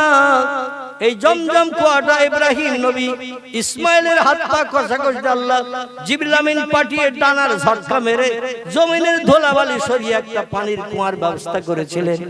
এই পানির কুয়াটির নাম হলো জমজম কুয়া। ইব্রাহিম নবী আলাইহিস সালামের পরবর্তীতে জমজম কুয়ার মুখ আটকে বন্ধ হয়ে গিয়েছিল, মানুষ আর মক্কা নগরীতে পানি পায় না। আমার ভাইরা, বিশ্ব নবীর দাদা আব্দুল মুত্তালিব মাঝে মাঝে স্বপ্ন দেখে, কে জানো বলে আব্দুল মুত্তালিব কাবা শরীফের পূর্ব দিকে ওখানে একটু বালি মাটি খড়ো, দেখো জমজম কূপ বেরিয়ে যাবে, তোমার হাত বরাবর জমজম কূপ বেরিয়ে গেলে দেশের জনগণ পিপাসা থেকে মুক্তি পাবে। আব্দুল মুত্তালিব কোদাল কুরুল নিয়ে আসে, খন্তা নিয়ে আসে, গাইতা নিয়ে আসে, বালি মাটি করে, কিন্তু জমজম কূপ উদ্ধার করতে পারে না। কারণ কাবার চাতালটাতে একটু খানি জায়গা না, কোন জায়গাটা ছোট্ট পাকুয়া, এটা তুমি আন্দাজে খেয়াল করতে পারেন না। তিন দিনের দিন কে জানে বলছে আব্দুল মুত্তালিব ওই কাবার চাতরে যে দেখবে একটা কাক উড়ে এসে যেখানে বালি ঠোকরাচ্ছে ওই জায়গায় তুমি তোমার কোদাল কিংবা গাইতা দিয়ে তুমি করবে। আল্লাহ চায় তো ওইখানে জমজম কূপের মুখ বেরিয়ে যাবে। স্বপ্ন যোগে জানিয়ে দেয়া হলো। আব্দুল মুত্তালিব সকালবেলা ঘুম থেকে উঠে কোদাল কাঁধে করে নিয়ে বেরিয়ে এসেছেন কাবা শরীফের পূর্ব দিক থেকে। কোন দিক থেকে? হেরেমে মসজিদ হারামের পূর্ব দিকে আব্দুল মুত্তালিবের বসত বাড়ি, যেখানে হারেস, মুকাওয়ে, হামজা, আব্বাস, আবু তালেব, আব্দুল্লাহ এমন করে সকলে বসবাস করত। এইখান থেকে তিনি কোদাল কাঁধে করে নিয়ে বাইতুল হারামের ভিতর দিয়ে, তখন তো মসজিদ তৈরি হয়নি, শুধু পাহাড় আর পাহাড়, গোল পাহাড়, এই পাহাড়ের উপর দিয়ে হেঁটে এসে লক্ষ্য করে দেখে একটা কাক উড়িয়ে এসে জমিনে বসে ঠোঁট দিয়ে দিয়ে কি ঠুকরিয়ে যেন বার করে খাওয়ার চিন্তা নিচ্ছে। আব্দুল মুত্তালিব বলল, স্বপ্নে যা দেখলাম বাস্তবে তাই দেখলাম। ওইখান তো কোনোদিন আমি খুঁড়ি নাই, জমজম কূপ পাওয়ার জন্য দেখে ওইখানে যে একটু খুঁড়িয়ে দেখি, সেখানে যে যেই কোদালে আল্লাহর নাম স্মরণ করে কোদালের কোপ যেই দিয়েছেন, সঙ্গে সঙ্গে ধস করে মাটি নেমেছে, জমজম কূপের মুখ বেরিয়ে গেছে। জোরে বলুন সুবহানাল্লাহ। তো আব্দুল মুত্তালিব বারবার স্বপ্ন দেখতো আর এসে যে খুঁড়ে হয়রান হয়ে যেত বলে আল্লাহর কাছে মানত করেছিল, আল্লাহ জমজম কূপ যদি উদ্ধার করতে পারি আর আমার 10টা পুত্র সন্তান যদি হয়, আমি একটা ছেলে তোমার রাস্তায় কোরবানি দিয়ে দেব। আল্লাহ জমজম কূপ যদি উদ্ধার করতে পারি আর আমার 10টা ছেলে যদি হয়, আমি একটা ছেলে তোমার রাস্তায় কোরবানি করে জমজম কূপ উদ্ধারের জন্য আয় আল্লাহ আমি মানত করলাম, তোমার কাছে উৎসর্গ করে দেব। আমার ভাই আল্লাহ পাক কাগে নিদর্শন দেখে জমজম কূপ উদ্ধার করে দিলেন। আব্দুল মুত্তালিবের 10টা ছেলে হয়ে গেল। এই 10টা ছেলে হয়ে গেল, জমজম কূপ বেরিয়ে গেল। মানে বালতি দড়ি ফেলে পানি তোলে আর কলস ভর্তি করে বাড়ি নিয়ে যায়। মিষ্ট মধুর পানি, জমজমের পানি, মিষ্টি পানি, নোনা পানি নয়। আল্লাহ নবী বলছেন এই পানি যখন পান করবে আল্লাহ দেওয়া জান্নাতি নেয়ামত বসে বসে পান করবে না, একটু দাঁড়িয়ে দাঁড়িয়ে কিবলামুখী হয়ে পানির পাত্রে দুই হাত লাগিয়ে পান করবে আর একটু দোয়া পড়বে, আল্লাহুম্মা ইন্নী আসআলুকা ঈমানান কামিলাও ওয়া ইলমান নাফিআন ওয়া রিজকান ওয়াসিআন ওয়া হালালান তাইয়্যিবান ওয়া শিফা মিন কুল্লি দাইন। চিল্লায়ে বলুন একটু আল্লাহু আকবার। আল্লাহ আমার ইমানে তারাক্কি দিও, আয় আল্লাহ আমার ইলমে তারাক্কি দিও, আমার ব্রেন মগজটা জ্ঞানে ভরে দিয়ে দিও, রিজিকে বরকত দান করিও, রোগ বেমারি হলে এই পানির মাধ্যম দিয়ে আল্লাহ শিফায়ে কুল্লিয়া দান করো, কোন ওষুধ যেন আমার পান করতে না হয়। চিল্লায়ে বলুন একটু সুবহানাল্লাহ। এখনো পর্যন্ত সেই নেয়ামত বহাল তবিয়তে জারি আছে, জোরে বলুন সুবহানাল্লাহ। তাহলে কিছু মানুষ আল্লাহওয়ালা মানুষ যখন কোনো বিপদগ্রস্ত হতো আল্লাহর কাছে মানত করত, এই মানত কিন্তু পরবর্তীতে আদায় করেছে তারা। কিন্তু বর্তমানে আমরা মানত করি কিন্তু মানত আদায় করার কথার খেয়াল থাকে না। ঠিক বললাম না ভুল বললাম? আমাদের কিন্তু খেয়াল থাকে না। আমার ভাইরা, হিন্না এবং ইমরান মানত আদায়ের জন্য 3 দিন মতান্তরে 7 দিনের বাচ্চা মেয়েকে নিয়ে বাইতুল মুকাদ্দাসে নিয়ে গেছে। নিজেওয়ালা মসজিদের মুসল্লিরা, ও মসজিদের খাদেম জাকারিয়া নবী, ও মসজিদের খাদেম জাকারিয়া নবী, তো আপনি খেদমত করেন, দায়িত্বভার বহন করেন। এখন আমরা আল্লাহর কাছে মানত করেছিলাম একটা বাচ্চা হলে মসজিদের খাদেমার কাজে লাগিয়ে দেব। আল্লাহ ছেলে না দিয়ে মেয়ে দিয়েছে, আর মেয়েটাকে মসজিদে নেবেন, যদি নেন তাহলে আমরা দিয়ে যাব, আর যদি না নেন তাহলে আমরা ফিরিয়ে বাড়ি নিয়ে যে লালন পালন করে মানুষ করব। তা আল্লাহর কাছে মানত করেছিলাম, এই জন্য এনেছি, নিলে দিয়ে যাব, না নিলে আমরা ফিরিয়ে বাড়ি নিয়ে যাব। কারণ খাদেম হিসাবে ছেলে উপযুক্ত, কিন্তু আমাদের আল্লাহ দিয়েছে মেয়ে, কি করব বলেন? মুসল্লিদের নিয়ে হযরতে জাকারিয়া নবী এক জায়গায় মিটিং করলেন। মিটিং করে বলেন আল্লাহর কাছে মানত করেছে, আল্লাহ সামিউম বাসির, সব যেমন দেখেন সব তেমন শোনেন, এবং আলেমুল গায়েব সব তিনি খবর রাখেন। আল্লাহ ইচ্ছা করলে ছেলেও দিতে পারতেন মেয়ের জায়গায়, কিন্তু আল্লাহ ছেলে না দিয়ে মেয়ে যখন দিয়েছে মেয়েটারে ফিরিয়ে দেওয়া যাবে না। এই মেয়েটাকে খাদেমা হিসাবে আমাদের গ্রহণ করতে হবে। জোরে বলুন একটু সুবহানাল্লাহ। কিন্তু এই ছোট্ট 3 দিন মতান্তরে 7 দিনের বাচ্চা মেয়ে, এতে এখন মসজিদের দরজা লাগাতে পারবে না, জানলাও লাগাতে পারবে না, দরজা জানলা খুলতে পারবে না, পানি আনতে পারবে না, ওজুর পানির ব্যবস্থা করতে পারবে না, ঝাড়ঝুট দিয়ে ময়লা পরিষ্কার করতে পারবে না। একে তো বড় করতে হবে। এনে দায়িত্ব কে নেবে বড় করার জন্য বলো? যেই বড় হয়ে যাবে চলাফেরা করতে পারবে, মসজিদের খাদেমার কাজে লাগিয়ে দিতে হবে। আর বড় হওয়া পর্যন্ত দায়িত্ব নেবে কে?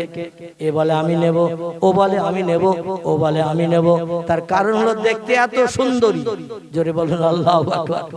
এত সুন্দরী রূপসী করে আল্লাহ হযরতে মরিয়মকে আল্লাহ বানালেন, এত সুন্দরী রূপসী। যে কোনো লোক দেখে বলছে বাচ্চা আমি নেব। আমাদের দেশে দেখবেন নায়ক মার্কা কোন একটা ছেলে যদি কোলে করে নিয়ে আসে, নায়িকা মার্কা অভিনেত্রী মার্কা একটা মেয়ে যদি বাচ্চা কেউ কোলে করে নিয়ে আসে, অনেকে কোলে নিতে চায় না বলে আমার কাছে বউ একটু দে। কিন্তু যদি 200 কানা, ঠোঁট কাটা, একটা পা নুলো, একটা হাত কুচো, গায়ের রং কয়লার মতো, কালো বেলালের মতো, এরকম একটা বাচ্চা যদি কেউ কোলে করে নিয়ে আসে, কেউ হাত পাতবে নিতে? কথা বলে কেউ তো নিতে হাত পাতবে না। বলে আমার কোলে আসলে আমার কোলটাই নষ্ট হয়ে যাবে। ঠিক না ভুল? খারাপ কেউ নিতে চায় না, ভালো দেখলে নিতে চায়। সবাই দাবি করলো মরিয়মরে আমার ঘরে দাও, আমি লালন পালন করব। একটা বাচ্চা মেয়ে, দাবিদার অনেক। এখন এই নিয়ে একটা ঝামেলা তৈরি হয়েছে, কি করা যাবে? এই নিয়ে একটা ঝামেলা তৈরি হয়েছে। পয়গম্বর জাকারিয়া নবী বললেন একটা কাজ করলে কি হয়? বলে হুজুর বলুন কি করলে হয়? বলে এক কাজ করো, লটারি করো, আমাদের সবার নাম লিখে লটারি করো, লটারিতে যার নাম উঠবে সেই মরিয়মের দায়িত্ব পালন করবে। সবাই হই হই করে বলল এই যুক্তিটাই সঠিক, যার তকদির ভালো তার নসিবে মরিয়ম যাবে, তার ঘরে জান্নাতি শান্তি নেমে আসবে, জান্নাতি সুখ নেমে আসবে। এত সুন্দরী মেয়ে আর মানত করা, আল্লাহর কাছে মানত করা মেয়ে, যে ঘরে যাবে আল্লাহর রহমতের দরজা সে ঘরে খুলে যাবে, মানত বাস্তবে আদায় হয়ে যাবে। পরবর্তীতে বড় হয়ে গেলে এখন লটারি করা হোক, কৌটার ভিতরে কাগজের নাম লিখে লিখে মোড়ক করে করে কৌটার ভিতরে দিয়ে, কৌটাটা একটু নাড়াচাড়া দিয়ে, বড় মোটা কৌটা ভিতরে সকলের নাম লিখে কাগজ দিয়ে নাড়াচাড়া দিয়ে বলা হলো যে কাগজটা উঠবে প্রথম, সেই কাগজটা যার নাম উঠবে সেইভাবে মরিয়মের দায়িত্ব। বিসমিল্লাহ বলে কাগজ যেই তোলা হলো, দেখা গেল জাকারিয়ার নাম। কার নাম? পয়গম্বর জাকারিয়া নবীর নাম। ওরা বলল হুজুর হয়নি, দ্বিতীয়বার লটারি করতে হবে। উনি বললেন তাহলে সকলের নাম দিয়ে আবার করো। এবার সকলের নাম দিয়ে আবার করা হলো, করে বলা অন্য একজন তুলবে, আগে যে তুলেছিল সে না। তবে কাগজ উপর থেকে তুললে হবে না, মাঝখান থেকে তুলতে হবে। তলায় কিছু থাকবে, উপরে কিছু থাকবে, মাঝখান থেকে কাগজ টানতে হবে। জাকারিয়া নবী বললেন না আমি আঁকি, তোমরা যেটা সাব্যস্ত করবে সেটাই আমি মানতে রাজি আছি। ওরা মাঝখান থেকে একটা কাগজ হুড়িয়ে নিয়ে মাঝখান থেকে একটা কাগজ টেনে তুললো। ভাইরা কাগজ যখন খুলে দেখা গেল এই কাগজে পয়গম্বর জাকারিয়া নবীর নাম। জাকারিয়া নবী বললেন মা তারাইয়া কি দেখলে তোমরা? বলে হুজুর আপনার নাম দেখছি। বলে তাহলে মেয়েটার দায়িত্ব আমার হাতে ছেড়ে দাও। বলে হুজুর লটারি এখনো সঠিক হয়নি। বলে তাই কি করা যাবে? বলে তৃতীয়বার আবার লটারি করতে হবে, যাচাই করে পরীক্ষা নিরীক্ষা করে যাচাই করে সঠিক ব্যক্তির হাতে দিতে হবে। তৃতীয়বার আবার কাগজ ভিতরে দিয়ে ওলট পালট করে নাড়াচাড়া দেওয়া হলো, দিয়ে বিরোধী দলের মানুষদের ভিতর থেকে বলা হলো উপর থেকেও তোলা হবে না, মাঝখান থেকেও তোলা হবে না, একবার তোলার থেকে একটা কাগজ টেনে তুলতে হবে। জাকারিয়া নবীর নামের কাগজটা এমনি নাড়া দিলে উপরের দিকে উঠে যাচ্ছে আর মানুষের হাতে এসে যাচ্ছে। তলার থেকে তোলো, যারা খারাপ মানুষ তাদের নামের কাগজ তলায়। যারা ৫ ওয়াক্ত নামাজ পড়ে না, আল্লাহর হুকুম আজ্ঞা মানে না, আসমানি কিতাব পড়ে না, তৌরাত জবর পড়ে না, এদের নামের কাগজ তলায় যাচ্ছে, ভালো মানুষের নামের কাগজ উপরে উঠছে। ওই তলার কাগজ টেনে তোলো। তলার কাগজ যেই টেনে তোলা হলো, দেখা গেল পয়গম্বর জাকারিয়া নবীর নাম। জোরে বলুন সুবহানাল্লাহ। পয়গম্বর বললেন তাহলে এবার কি বলছো? বলে হুজুর এই কাগজের নাম লিখে লটারি করলে হবে না, তাফসীরের কিতাব এসেছে। আমার ভাইরা, নানি দাদির কোনো কিচ্ছা গল্প নয়, তাফসীরে বিজালাল কোরআন, বিখ্যাত তাফসীরের কিতাব আল্লামা কুতুব রাহমাতুল্লাহ আলাইহি লিখেছেন। সেই কিতাব থেকে আমি তথ্য পরিবেশন করছি। বলে এবার কি হবে? বলে হুজুর ওই অজান্তে সাপ ধরা যাবে না। বলে ঠিক কি হবে? বলে একটা পাত্রে করে পানি দিতে হবে, পানি গ্লাসে করে হোক কৌটাই করে হোক পানি দিতে হবে। বলে তারপর বলে পানিতে সকলের পকেটের কলম বার করে ছেড়ে দিতে হবে। যার কলম ভাসবে সে মরিয়মের দায়িত্ব পাবে, আর যাদের কলম পানির তলায় ডুবে যাবে সে মরিয়মের লালন পালনের দায়িত্ব পাবে না। সবাই একদিকে আলাদা, জাকারিয়া নবী একদিকে আলাদা। ওরা বলে জাকারিয়া নবী যাতে মেয়েটির দায়িত্ব না পায়, আর ৩বার তার নাম উঠেছে। ওই লোকটা যাতে দায়িত্ব না পায়, আমাদের ভিতরে যে কোনো একটা লোক পেলেই যথেষ্ট। এই জন্য ওনার পকেটের কলমটা হলো শক্ত ভারী কাঠের কলম, ও কলম পানিতে দিলেই ডুবে যাবে। আর আমাদের পকেটের কলম হলো হালকা কাঠের কলম। কাঠ হালকা ভারী আছে না নাই? কিছু কাঠ আছে হালকা, কিছু কাঠ আছে ভারী। ওনার পকেটের কলমটা হলো ভারী কাঠের কলম, যেমন শাল কাঠ। ভারী না হালকা? শাল কাঠ ভারী। এমন কিছু কাঠ আছে যে কাঠগুলো হালকা। আমার ভাইরা, এই হালকা কাঠের কলম সকলের পকেটে। বলে আমাদের কলম ফেললে আশা রাখি কলম ভেসে যাবে। জাকারিয়া কলম দিলেই পানির তলায় তলিয়ে যাবে, কোনোদিনও মেয়েটার দায়িত্ব পাবে না। এই জন্যই পানি নিয়ে পরীক্ষা করা হোক। একটা পাত্রে করে পানি দেয়া হলো, কানা কানা পানি। এবার জাকারিয়াকে বলা হলো আপনার কলমটা দেন আগে, আপনার কলম যদি ভেসে যায় আমাদের কারো কলম দেওয়ার দরকার হবে না, আপনি মেয়ের দায়িত্ব পাবেন। সবাই জানে ওনার কলম আগে ডুবে যাবে। পয়গম্বর ডেকে বললেন ভাইরা, আমার কলম দেওয়ার কি দরকার? তোমাদের কলম যদি ভেসে যায় তোমরাই মেয়ের দায়িত্ব নিয়ে লালন পালন করো, আমার কলম আর দেওয়ার দরকার নাই। সবাই বললো তাহলে তো খুব ভালো হয়, আপনি দেবেন না? বলেন না, তোমাদের কলম ভাসলেই যথেষ্ট। এখন সবাই কলম দিচ্ছে, আল্লাহ পাক কলম পাথরের মতো তলায় তলিয়ে দিচ্ছে। জোরে বলুন সুবহানাল্লাহ। করছে কে? কে করছে? আল্লাহ করছেন। পাথরের মতো তলায় তলিয়ে দিচ্ছেন, এক এক করে সবাই কলম দিল, পানির তলায় তলিয়ে গেল। ওরা বলছে আমাদের কলম যখন তলিয়ে গেল, হালকা কলম, তাহলে জাকারিয়ার কলম তো শালকাঠ মার্কা ভারী কলম, ও তো দিলেই আগে তলিয়ে যাবে, মেয়ের দায়িত্ব আর কেউ পাবে না, যাদের মেয়ে তারা ফিরিয়ে যাক, আমরা তাতে রাজি। ইমরান হেন্না ফিরিয়ে নিয়ে যাক, আমরা তাতে রাজি। তো আমাদের ভিতরে কেউ পাবে কেউ পাবে না, এটা আমরা মেনে নিতে পারছি না। এই বলে পয়গম্বর জাকারিয়াকে কলম দিতে বলল। পয়গম্বর জাকারিয়া নবী বিসমিল্লাহির রহমানির রহিম পাঠ করে কলম যেই পানিতে দিলেন, পাটকাঠি পানিতে দিলে ভাসে না, ডোবে, শুকনো পাটকাঠি। কথা বলে শ্যাওলা, শ্যাওলা টোকা শ্যাওলা, ওই যে গোল গোল মতো বল মতো, পানিতে দিলে ভাসবে না, ডুববে। শোলা, শোলা, শোলা, পানিতে দিলে ভাসবে না, ডুববে।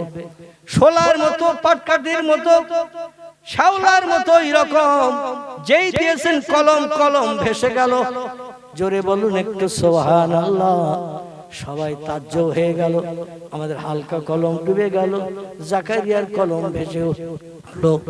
এই জাকারিয়ার কলম যখন ভেসে উঠলো, জাকারিয়াকে দায়িত্ব দেয়া হলো, তুমি এই মেয়েটা লালন পালন করো, কারণ স্রষ্টা তোমার উপরে নির্ধারণ করেছে।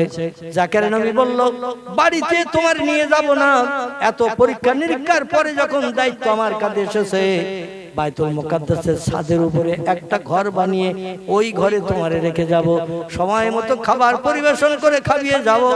এই বাচ্চা মেয়ে আল্লাহর দরবারে মানত করাবে, এই মেয়েটা নিশ্চয়ই আল্লাহর তরফ থেকে স্পেশাল সাহায্য পাবে। বাইতুল মুকাদ্দাসের ছাদের উপরে একটা ঘর বানিয়ে ঘরের ভিতরে রাখা হলো, একটা দরজা করা হলো, দরজায় তালা চাবি লাগানো হলো, অন্য কোনো ব্যক্তি যেন দরজা খুলতে না পারে, ঘরের ভিতরে ঢুকতে না পারে। যখন জাকারিয়া পয়গম্বর আসবে তখন তালা খুলবে, ভিতরে ঢুকবে, মেয়েটা কতটা খেয়েছে খায়নি সেটা দেখবে, আর বাড়ি থেকে যা খাবার নিয়ে আসবে সেটা মেয়েটাকে পরিবেশন করে খাইয়ে যাবে। এইভাবে কিছুদিন অতিবাহিত হওয়ার পরে হযরতে মরিয়ম একটু বয়স্ক মতো হয়ে গেছে, 5-6 বছরের বাচ্চার মতো হয়ে গেছে, চলাফেরা মোটামুটি করতে পারে। তো ঘর থেকে বাইরে বার হতে দেয়া হয় না। জাকারিয়া নবী নিজের দিনের কাজের দায়িত্ব দিয়ে প্যালেস্টাইনের, সিরিয়ার, জেরুজালেমের জমিনে চতুর্দিকে দিনের কাজের দাওয়াত দিতে যে একদিন দুপুরবেলা আসার সুযোগ পাইনি, মনেও নেই যে মরিয়মের কথা, মরিয়মকে খাবার দিতে হবে দুপুরবেলা, এ কথা মনে নেই। দিনের দাওয়াত দিতে দিতে সন্ধ্যা হয়ে গেছে, অনেক দূরে যে কলেমার দাওয়াত যে জনগণের কাছে অনেক দেরি হয়ে গেছে। সন্ধ্যাবেলা হঠাৎ মনে পড়েছে সেই যে মেয়েটারে বাইতুল মুকাদ্দাসের ছাদের উপরে দরজা লাগিয়ে তালা দিয়ে চাবি আমার পকেটে রেখেছি, ঘরের দরজাতে কেউ খুলতে পারবে না, কেউ কিছু দিতেও পারবে না।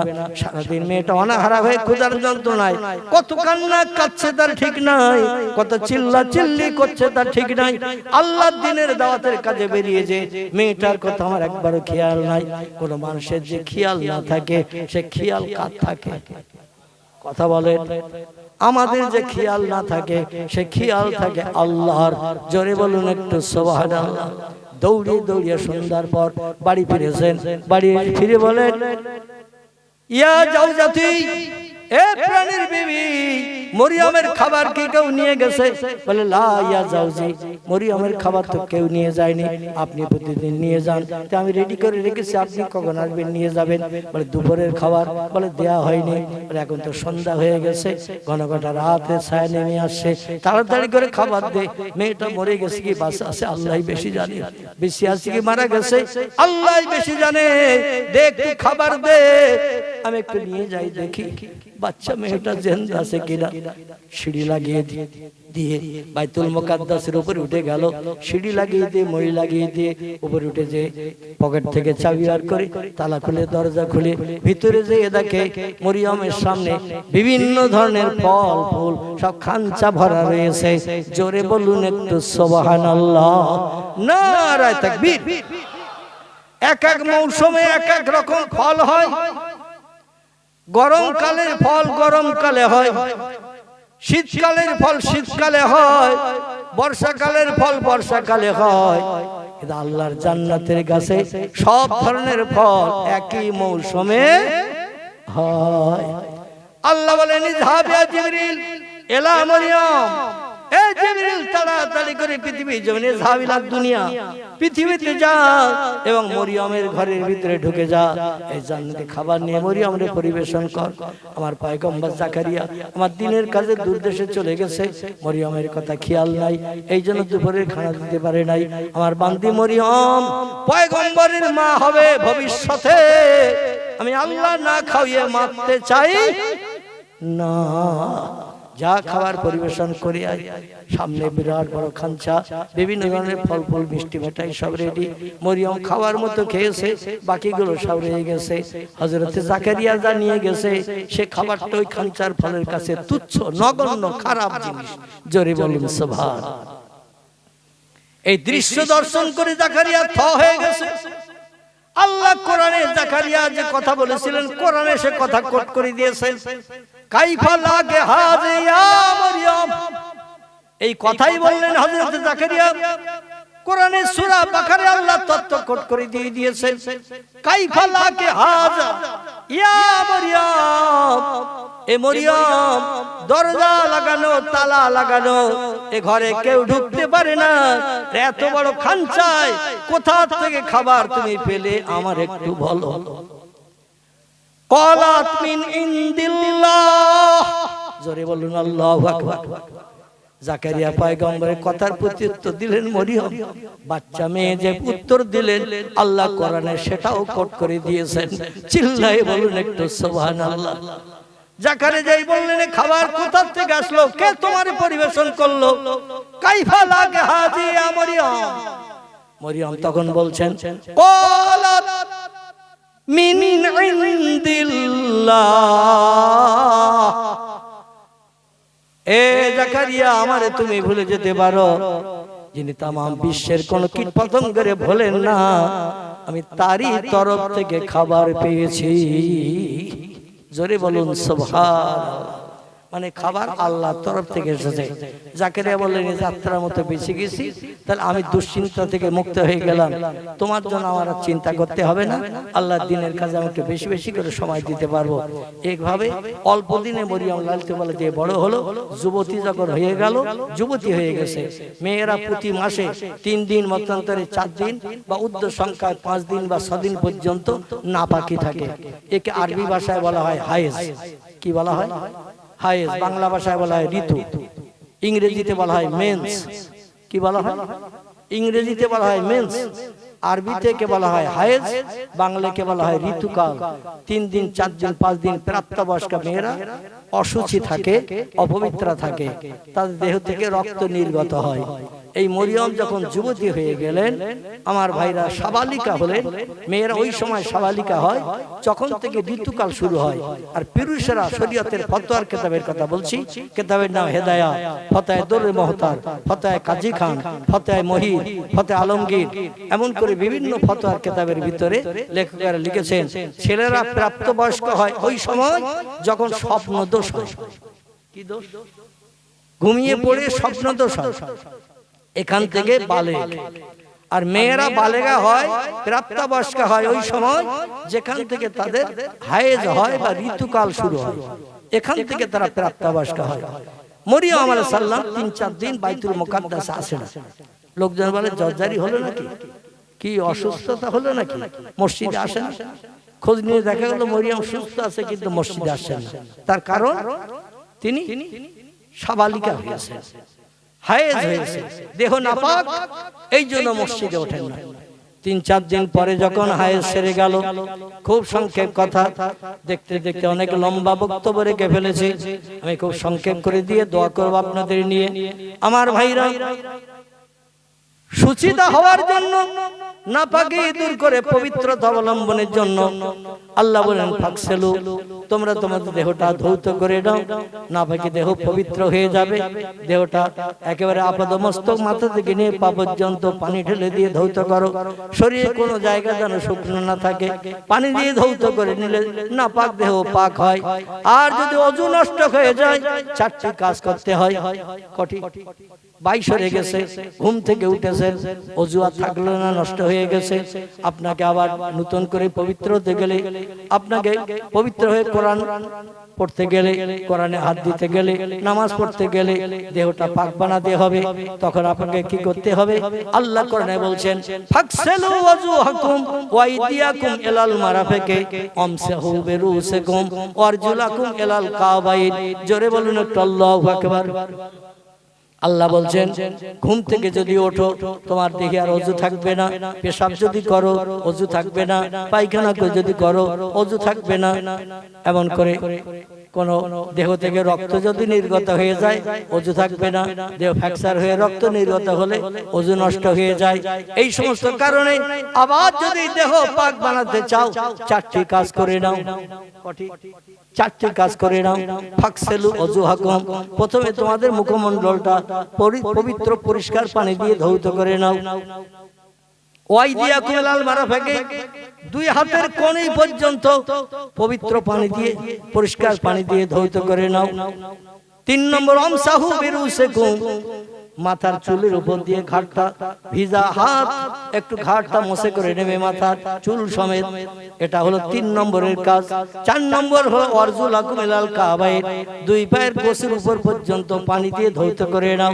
4টে কাজ করলে, পেশাব করে আসার পরে এই 4টে কাজ করলে তুমি পবিত্র হবে। পায়খানা করে এসে এই 4টে কাজ করলে পবিত্র হবে। ঘুম থেকে উঠে এই 4টে কাজ করলে পবিত্র হবে। এছাড়াও শরীয়তের মসলা মশালে মুফতিগণ, ফতোয়াদার গণিমামেরা আরো বাড়তি কিছু তথ্য দিয়েছেন। নাকের ভিতরে পানি দেওয়া, গালে কুলি করা, তো কোরআনের ভিতরে তথ্য লেখা নাই। কোরআন মোট 4টে কাজের কথা বলেছেন। একটা হলো মুখমণ্ডল ধোয়া, 2 নম্বর হলো 2 হাতের কোণে পর্যন্ত ধোয়া, 3 নম্বর হলো মাথা মুছে করা, ভিজে হাত দিয়ে মাথা চুলের উপর দিয়ে ঘাটটা মুছে করা, 4 নম্বর হলো পায়ের গোছের উপর পর্যন্ত ধোয়া। 4টে অঙ্গ প্রত্যঙ্গ ধুয়ে নিলে আপনার নাপাক দেহ পাক হবে। জোরে বলুন একটু সুবহানাল্লাহ। আমার ভাইরা, মরিয়ম পবিত্র হওয়ার জন্য, গোসল করার জন্য গোসলখানার ভিতরে ঢুকে গেছেন। কাপড় দিয়ে ঘেরা, পর্দা ফুসি দেওয়া গোসলখানা, দরজা লাগানো গোসলখানা। কিতাবে লেখা হয়েছে দরজা লাগানো গোসলখানা, ভিতরে যে দরজা সিটকিল লাগিয়ে দিয়েছে, বাইরের কোন লোক যাতে ঢুকতে না পারে। কারণ 3-4 দিন তিনি নাপাকে অস্বস্তিতে ছিলেন। এবার পবিত্র হবেন এই চিন্তা ভাবনা নিয়ে নিজের দেহটা সাবান দাবান দিয়ে পরিষ্কার পরিচ্ছন্ন করে ধৌত করছেন। ধৌত করার পরে বাইতুল মুকাদ্দাসে যাবেন খাদেমাগিরির কাজ করতে। জোরে বলুন সুবহানাল্লাহ। গোসল করতে করতে অঙ্গ প্রত্যঙ্গের কাপড় কিছু আলগা করে ফেলেছেন, সাবান টাবান মাখছেন, ধৌত করছেন। কারণ একাই আছেন গোসলখানার ভিতরে, দরজা লাগানো। ওই গোসলখানা আর কোনো জানলা নাই, দরজা নাই, বাইরের থেকে কেউ কোনো কিছুই দেখতে পাবে না। এই রকম ঘরের ভিতরে তিনি একটু গায়ের কাপড় বসন একটু আলগা টালগা করে সাবান টাবান মাখছেন, পানি দিয়ে ধৌত করছেন। হঠাৎ করে দরজার দিকে লক্ষ্য করে দেখে, দরজার পাশে, দরজার এক সাইডে দাঁড়িয়ে আছেন একটা যুবক। কি দাঁড়িয়ে আছে? একটা যুবক দাঁড়িয়ে আছে। এই যুবক হলো ফারসালনা ইলাইহা রূহানা ফাতামাসসালা লাহা বাশারান সাবিয়া। জোরে বলুন আল্লাহু আকবার। আল্লাহ কোরআনে তত্ত্বকট করে দিয়ে দিয়েছেন, আমার ফেরেশতা জিবরিল আমিনকে যখন কোন কাজের প্রয়োজন হয় আমি সেখানে জিবরিলকে পাঠাই। তবে জিবরিল যখন তখন যে কোনো রূপ ধারণ করে কাজ আদায় করতে যায়। সেদিন জিবরিল আমিন মরিয়মের গোসলখানার ভিতরে যুবক মানুষের চেহারা নিয়ে ঢুকেছেন। ফারসালনা ইলাইহা রূহানা, আল্লাহ বলেন জিবরিলকে পাঠালাম মরিয়মের ঘরের ভিতরে। আমার ফেরেশতা জিবরিলের আরেকটা নাম হলো রুহুল আমিন। কি নাম বললাম? রুহুল আমিন। রুহুল আমিন যেমন আমাদের বসিরহাট আল্লামা হুজুরের নাম ছিল কি রুহুল আমিন, কিন্তু উনি যখন ওনার নাম লিখতেন, যত কিতাব লিখেছেন 147টা কিতাব হুজুরের লেখা কিতাব। কটা বলো? 147টা কিতাব আল্লামা রুহুল আমিন রাহমাতুল্লাহ আলাইহি লিখেছেন। প্রত্যেকটি কিতাবে ওনার নাম লিখেছেন রুহুল আমিন। কি নাম লিখেছেন? দেখবেন কারো ঘরে যদি হুজুরের বই থাকে, দেখবেন হুজুরের নাম লেখা রয়েছে রয়হসুহল। কি লেখা আছে? রয়হসুহল, রুহুল আমিন। কিন্তু আমরা সাধারণ মানুষ ডাকি রুহুল আমিন। ঠিক বললাম না ভুল বললাম? আল্লামা রুহুল আমিন বলি না এই রুহুল শব্দটি হলো জিবরিল আমিনের নাম। আল্লামা হুজুর বলেন জিবরিলের দাম কোটি কোটি গুণে মানুষের থেকে বেশি, কারণ আল্লাহ সবথেকে বড় ইবাদতকারী বান্দা।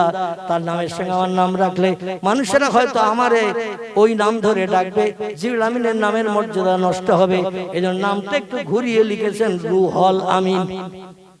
কি লিখেছেন? রুহুল আমিন। প্রত্যেকটি কিতাবে যত কিতাব লিখেছেন কিতাব আলগা করে বাড়ি যেয়ে দেখবেন নাম লেখা আছে রুহুল আমিন। আল্লাহ বলেন আমি ওই রুহুল আমিনকে পাঠালাম আমার সেরা ফেরেশতা জিবরিলকে, ফারসালনা ইলাইহা রূহানা ফাতামাসসালা বিহি। আল্লাহ বলছেন আমি মানুষের চেহারা নিয়ে জিবরিল আমিন ওই ঘরের ভিতরে ঢুকে দরজার পাশে চুপ করে দাঁড়িয়ে আছেন। হযরত মরিয়ম গোসল করতে করতে সাবান মাখামাখি করতে হঠাৎ দরজার দিকে ফিরে তাকিয়ে দেখে একজন যুবক ব্যক্তি দাঁড়িয়ে মরিয়মের দিকে ফিরে রয়েছে। আচ্ছা লজ্জা লাগবে না? লাগবে না? দেহের অঙ্গ প্রত্যঙ্গ আলগা টালগা করে একটু সাবান টাবান মাখছে, ঘরের ভিতরে একা। আর একটা যুবক যদি থাকে অঙ্গ প্রত্যঙ্গ দেখে ফেললে ও আবার আলাদা অ্যাকশন করবে না? করবে না? ফেসবুকে দিয়ে দেবে তোমার অঙ্গ প্রত্যঙ্গ দেখেছি, আমার সঙ্গে প্রেম লাইন যদি না করে আমি সব ফাঁস করে দেব। এই মাঝে মাঝে দেয় না ফেসবুকে? মাঝে মাঝে ফেসবুকে দেয়। কারণ টয়লেটে বাথরুমে পায়খানা করতে ঢুকেছে, ছোট একটা জানলা যদি থাকে ওই জানলা দিয়ে কেউ ক্যামেরা বসিয়ে রেখেছে, কিভাবে উলঙ্গ হয়ে পায়খানা করছে না করছে অঙ্গ প্রত্যঙ্গ সব ক্যামেরায় উঠে গেছে। পরে ওই মেয়েটারে দেখিয়ে দিচ্ছে এই দেখো তোমার চেহারা। ও বলে কি সর্বনাশী, কোথায় পেলি? বলে কোথায় পেলেছি তা বলবো না। ও আসলে ছোট জানলা ছিল একটা বাথরুমের, ওই জানলায় বসিয়ে রেখেছে ক্যামেরা বাথরুমে ঢোকার আগে, আর সব ফটো উঠে গেছে। আমার সঙ্গে যে প্রেম না করো, আমার জীবন সঙ্গী না হয়, আমি সব ফাঁস করে বাইরে সার্কুলার করবো। মান সম্মান ইজ্জতের খাতিরে অনেক মেয়ে আত্মহত্যা করেও মরে, ঠিক না? অনেক মেয়ে ইজ্জত আত্মসম্মান রক্ষার তাগিদে আত্মহত্যা করেও মরে। অনেক সময় বলে ভাই ফেসবুকে দিও না, আমার উলঙ্গ ছবি কাউরি দেখিও না, দুনিয়ায় বাইরে বেরোতে পারবো না, মুখ দেখাতে পারবো না। তবুও মাঝে মাঝে এত অনুরোধ বিরোধ করা সত্ত্বেও ফেসবুকে দেয়। দেয় না? দেয় না? দেয়। একটু আনন্দ পাওয়ার লক্ষ্য করে জোরে বলুন একটু নাউজুবিল্লাহ। মরিয়ম ডাকে বলছেন মানান্ত মাসমুকে ইয়া আখি, ও যুবক ভাই কে তুমি? দরজা সিটকিনি লাগানো, তালা লাগানো, এর ভিতরে কারো ঢোকার ক্ষমতা নাই। আমি তো সিটকিনি লাগিয়ে পুরো ঘর তন্ন তন্ন করে দেখেছি, তালাশ করেছি কেউ আছে কিনা, দেখাশোনা করার পরে গোসল শুরু করেছি। কোথা থেকে কিভাবে তুমি আসলে এই ঘরের ভিতরে এসেছো? আমার অঙ্গ প্রত্যঙ্গ তুমি দেখছো, আর আমি গোসল করছি একাকী নির্জনে। কি সর্বনাশ তুমি করেছো? আমার চেহারার দিকে তাকিয়ে তাকিয়ে কেন দেখছো? জিবরিল বলছে আল্লাহে লা শাক্কা ফিহি, সেই প্রভুর কসম যে প্রভু আমারে বানিয়েছে, যে প্রভু তোমারে বানিয়েছে। আমি কাম লোভ মোহ থেকে মুক্ত, আমাদের কাম নাই, লোভ নাই, মোহ নাই, মুক্ত নাই, স্বামী স্ত্রী মিলন টিলন কিছু নাই। আমরা ফেরেশতারা হলাম নারী জাতি সমতুল্য, হিজলা সমতুল্য। জোরে বলুন সুবহানাল্লাহ। এই হিজলা বলুন তো, হিজলা আমার ভাইরা, হিজলা সমতুল্য যাদের বিয়ে শাদী হয় না, বাচ্চা কাচ্চা হয় না, এর নাও পুরুষ নাও নারী, এই রকম সমতুল্য করে আল্লাহ পাক ফেরেশতাদের বানিয়েছেন। ওদের কোনো কাম লোভ মোহ নাই, পুরুষের দিকেও কোনো লোভ নাই, নারীর দিকেও কোনো লোভ নাই। বলে আমি আপনার চেহারার দিকে এক দৃষ্ট তাকাই নাই, শুধু আল্লাহ হুকুম করেছে। এই জন্যই ঘরের ভিতরে এসে দরজার পাশে দাঁড়িয়ে আছি। সেই খোদার কসম আল্লাহি লা শাক্কা ফিহি, সেই খোদার কসম আমি আপনার চেহারার দিকে একবারও তাকাই নাই। জোরে বলা না সুবহানাল্লাহ? আর একটু জোরে বলা যাবে না সুবহানাল্লাহ? আচ্ছা আমাদের মতো যুবক যদি ওই ঘরে ঢুকতো তো দেখা তো দূরে থাক, ক্যামেরায় টোটাল ফটো সব আপলোড করতো না? করতো না? সব আপলোড করে নিয়ে নিত। আমার ভাইরা হযরতে মরিয়ম ডেকে বলছেন ভাই আমার চেহারার কোন অঙ্গ প্রত্যঙ্গ তুমি দেখো নাই? বলছে না। বলে মা নামতে কে আপনি? আপনার মা ইসমুকে, আপনার নাম কি? বলে আমার নাম আনা রুহুল আমিন, আমি আল্লাহর সেরা ফেরেশতা, আমার ডাক নাম জিবরিল, আমার আসল নাম হলো রুহুল আমিন। জোরে বলুন সুবহানাল্লাহ। আইনা তাযহাব, আপনি কি জন্য এই পৃথিবীর জমিনে এসেছেন, এখানে কি জন্য এসেছেন? উনি বলছেন আল্লাহর হুকুম হয়েছে তাই। ওয়াইয়াফআলুনা মা ইউমারুন, আল্লাহ যখন যেটা হুকুম করে সেটা আমরা বাস্তবে রূপদান করি। আল্লাহর একটা হুকুমের খেলাফ অতীতে কোনোদিন করিনি, বর্তমানেও করছি না, ভবিষ্যতেও করব না। আর আল্লাহর কত হুকুম যে প্রতিদিন আমরা নস্যাৎ করছি তার কোনো ঠিক ঠিকানা আছে? আল্লাহ 5 ওয়াক্ত ফরজ নামাজ আমাদের জন্য দৈনন্দিন হুকুম করেছেন। আমি যদি এখন হাত তুলতে বলি আজকের 5 ওয়াক্ত ফরজ নামাজ কে কে পড়েছেন, আমার মনে হয় 10 ভাগের 1 ভাগ লোকের হাত উঠবে কিনা সন্দেহ আছে। ঠিক বললাম না? 10 ভাগের 1 ভাগ লোকের হাত উঠবে কিনা সন্দেহ আছে। আল্লাহর ফরজ হুকুম কত নস্যাৎ করছি তার ঠিক ঠিকানা নাই। মুয়াজ্জিনের আজানের কানে, মুয়াজ্জিনের আজানে আমরা 24 ঘন্টায় কবার যে কান দিয়ে আজানের মর্যাদা দিই সে আল্লাহ জানে আর আমরা জানি। হযরতে মরিয়ম থেকে বলছেন কি জন্য এসেছেন এই ঘরে? গোসল করছি আমি। হযরতে জিবরিল আমিন বললেন আমি এই জন্য এসেছি, আল্লাহ একটা কাজের দায়িত্ব দিয়েছেন তাই। শেষ করে দেব। আচ্ছা আচ্ছা ঠিক আছে। তো একটা কাজের দায়িত্ব পালন করতে এসেছি। মরিয়ম বলছেন এই গোসলখানার ভিতরে? আমি তো বাইরে কাপড় চোপড় পরে বেরিয়ে তো আপনি কাজ করতে পারতেন।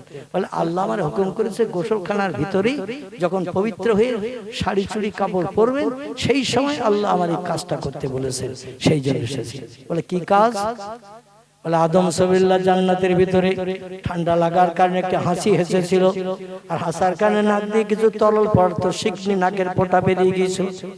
আল্লাহ বহুকাল পূর্বে নাকের ফোঁটা আমারে বেহেশতের জমিন থেকে তুলে নিয়ে একটা পাত্রে করে রেখে দিতে বলেছিল জান্নাতের ভিতরে। আমি সেটা রেখে দিয়েছিলাম। আমি বললাম আল্লাহ এটা নোংরা জিনিস কেন রাখতে হবে, এ তো ফেলে দিলে হয় দুনিয়ার খারাপ জায়গায় নিকৃষ্ট জমিনে। আল্লাহ বললেন না ওটা রাখো, একটা কাজ করব। জিবরিল বলেন কি করবেন? আল্লাহ বলেন যেদিন করব তোমারে দিয়ে করব, কি করব সেদিন তুমি নিজেই বুঝতে পারবে প্রথমে। এই জন্য আমি অপেক্ষায় ছিলাম।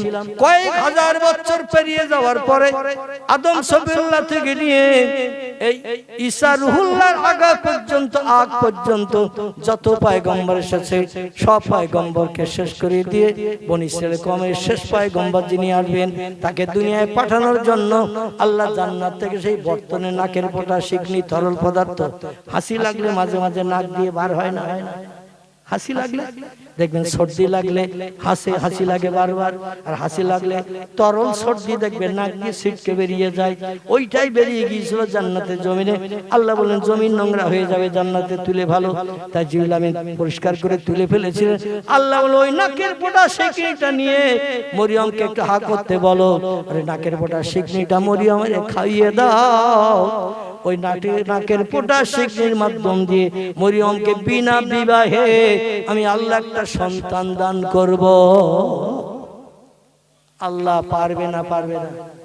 আমাদের স্বামী স্ত্রী সংসার জীবনে সুখ ভোগের জন্য স্বামী স্ত্রী মিলন হয়, 80, 90, 100 বছর বয়স হয়ে গেছে, একটাও বাচ্চা হয় না। আর নাকের ফোঁটা দিয়ে আল্লাহ বাচ্চা বানালেন বিনা বিবাহে।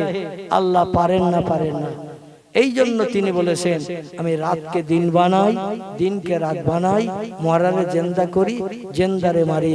এমনকি বান্দা বান্দির দৌড়াদৌড়ি ছুটাছুটি প্রয়োজন নাই। ও তার জুকু মান্তা সাউ বেগয়রে হিসাব, রিজিকের মালিক আমি আল্লাহ। ও বান্দা দৌড়াদৌড়ি ছুটাছুটি করতে হবে না, আমার ওই তাক্কাল করো, ভরসা করো। ঘরের বারান্দায় বসিয়ে বসিয়ে আমি তাজা তাজা ফল, দামি জান্নাতি নাজনেমত, হালুয়া পোলা, গোশত রুটি তোমারে দেব। নবী বলছেন মান কানা লিল্লাহ, যে লোকটি আল্লাহর হয়ে যায়, কানা আল্লাহু লাহু, আল্লাহ তার আপন হয়ে যায়। আমার ভাইরা, একটু আল্লাহর আপন হওয়ার জন্য, আল্লাহর সঙ্গে সম্পর্ক গাঢ়তর তৈরি করার জন্য আমি অনুরোধ করি আজকের মতো এখানে আমার বক্তৃতার ইতি টানছি। আপনারা সকলে বিসমিল্লাহ সহ সূরা ফাতিহা আলহামদু শরীফ একবার, সূরা ইখলাস কুল আল্লাহ শরীফ 3 বার, কয়েকবার একটু দরুদ শরীফ পড়ে নেন।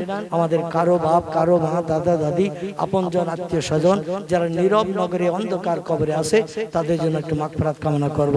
সূরা ফাতিহা আলহামদু শরীফ একবার, সূরা ইখলাস কুল আল্লাহ শরীফ 3 বার, কয়েকবার একটু দরুদ শরীফ পড়ে নেন। বিসমিল্লাহির রহমানির রহিম। বিসমিল্লাহির রহমানির রহিম। বিসমিল্লাহির রহমানির রহিম। বিসমিল্লাহির রহমানির রহিম। আল্লাহুম্মা সাল্লি আলা আল্লাহুম্মা সাল্লি আল্লাহুম্মা সাল্লি।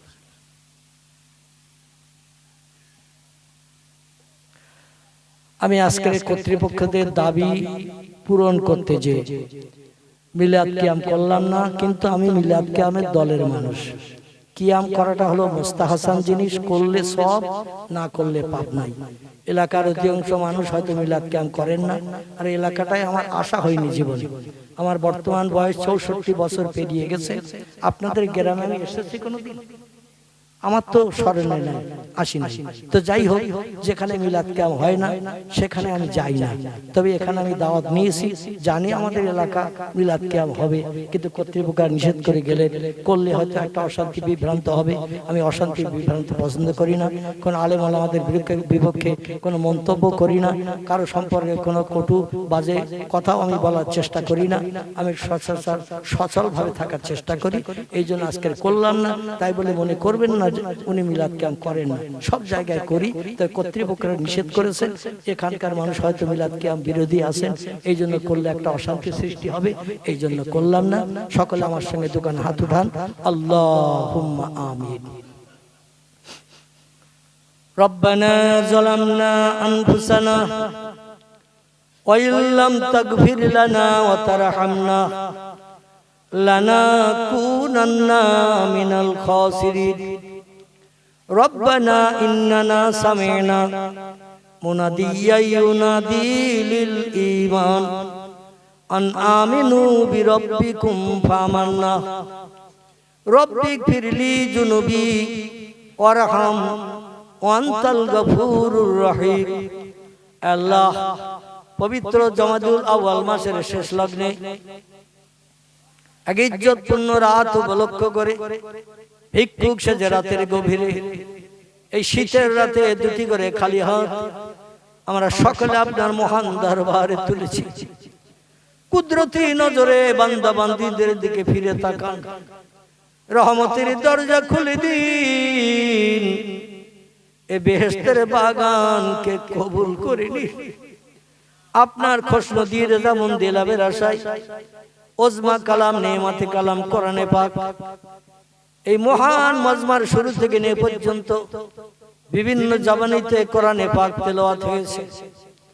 আপনার হাবিবকে আমরা চোখে দেখি নাই, রাসূলের সঙ্গে মদিনার দেশে সাহাবীদের মতো ঘুরে বেড়াতে পারি নাই, প্রিয় নবীর কণ্ঠের বাণী কানে শুনে জীবন ধন্য করতে পারি নাই।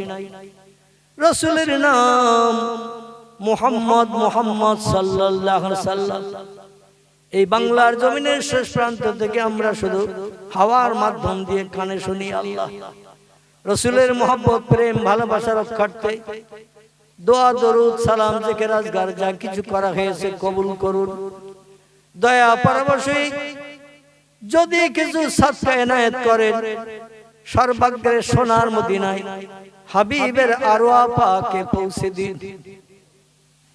तमाम खुलाफाয়ে রাশিদিন, সাহাবায়ে কেরাম, আজওয়াজে মুতাহহিরিন, রাসূলের সকল আল আওলাদদের কবরে সওয়াব পৌঁছে দিন।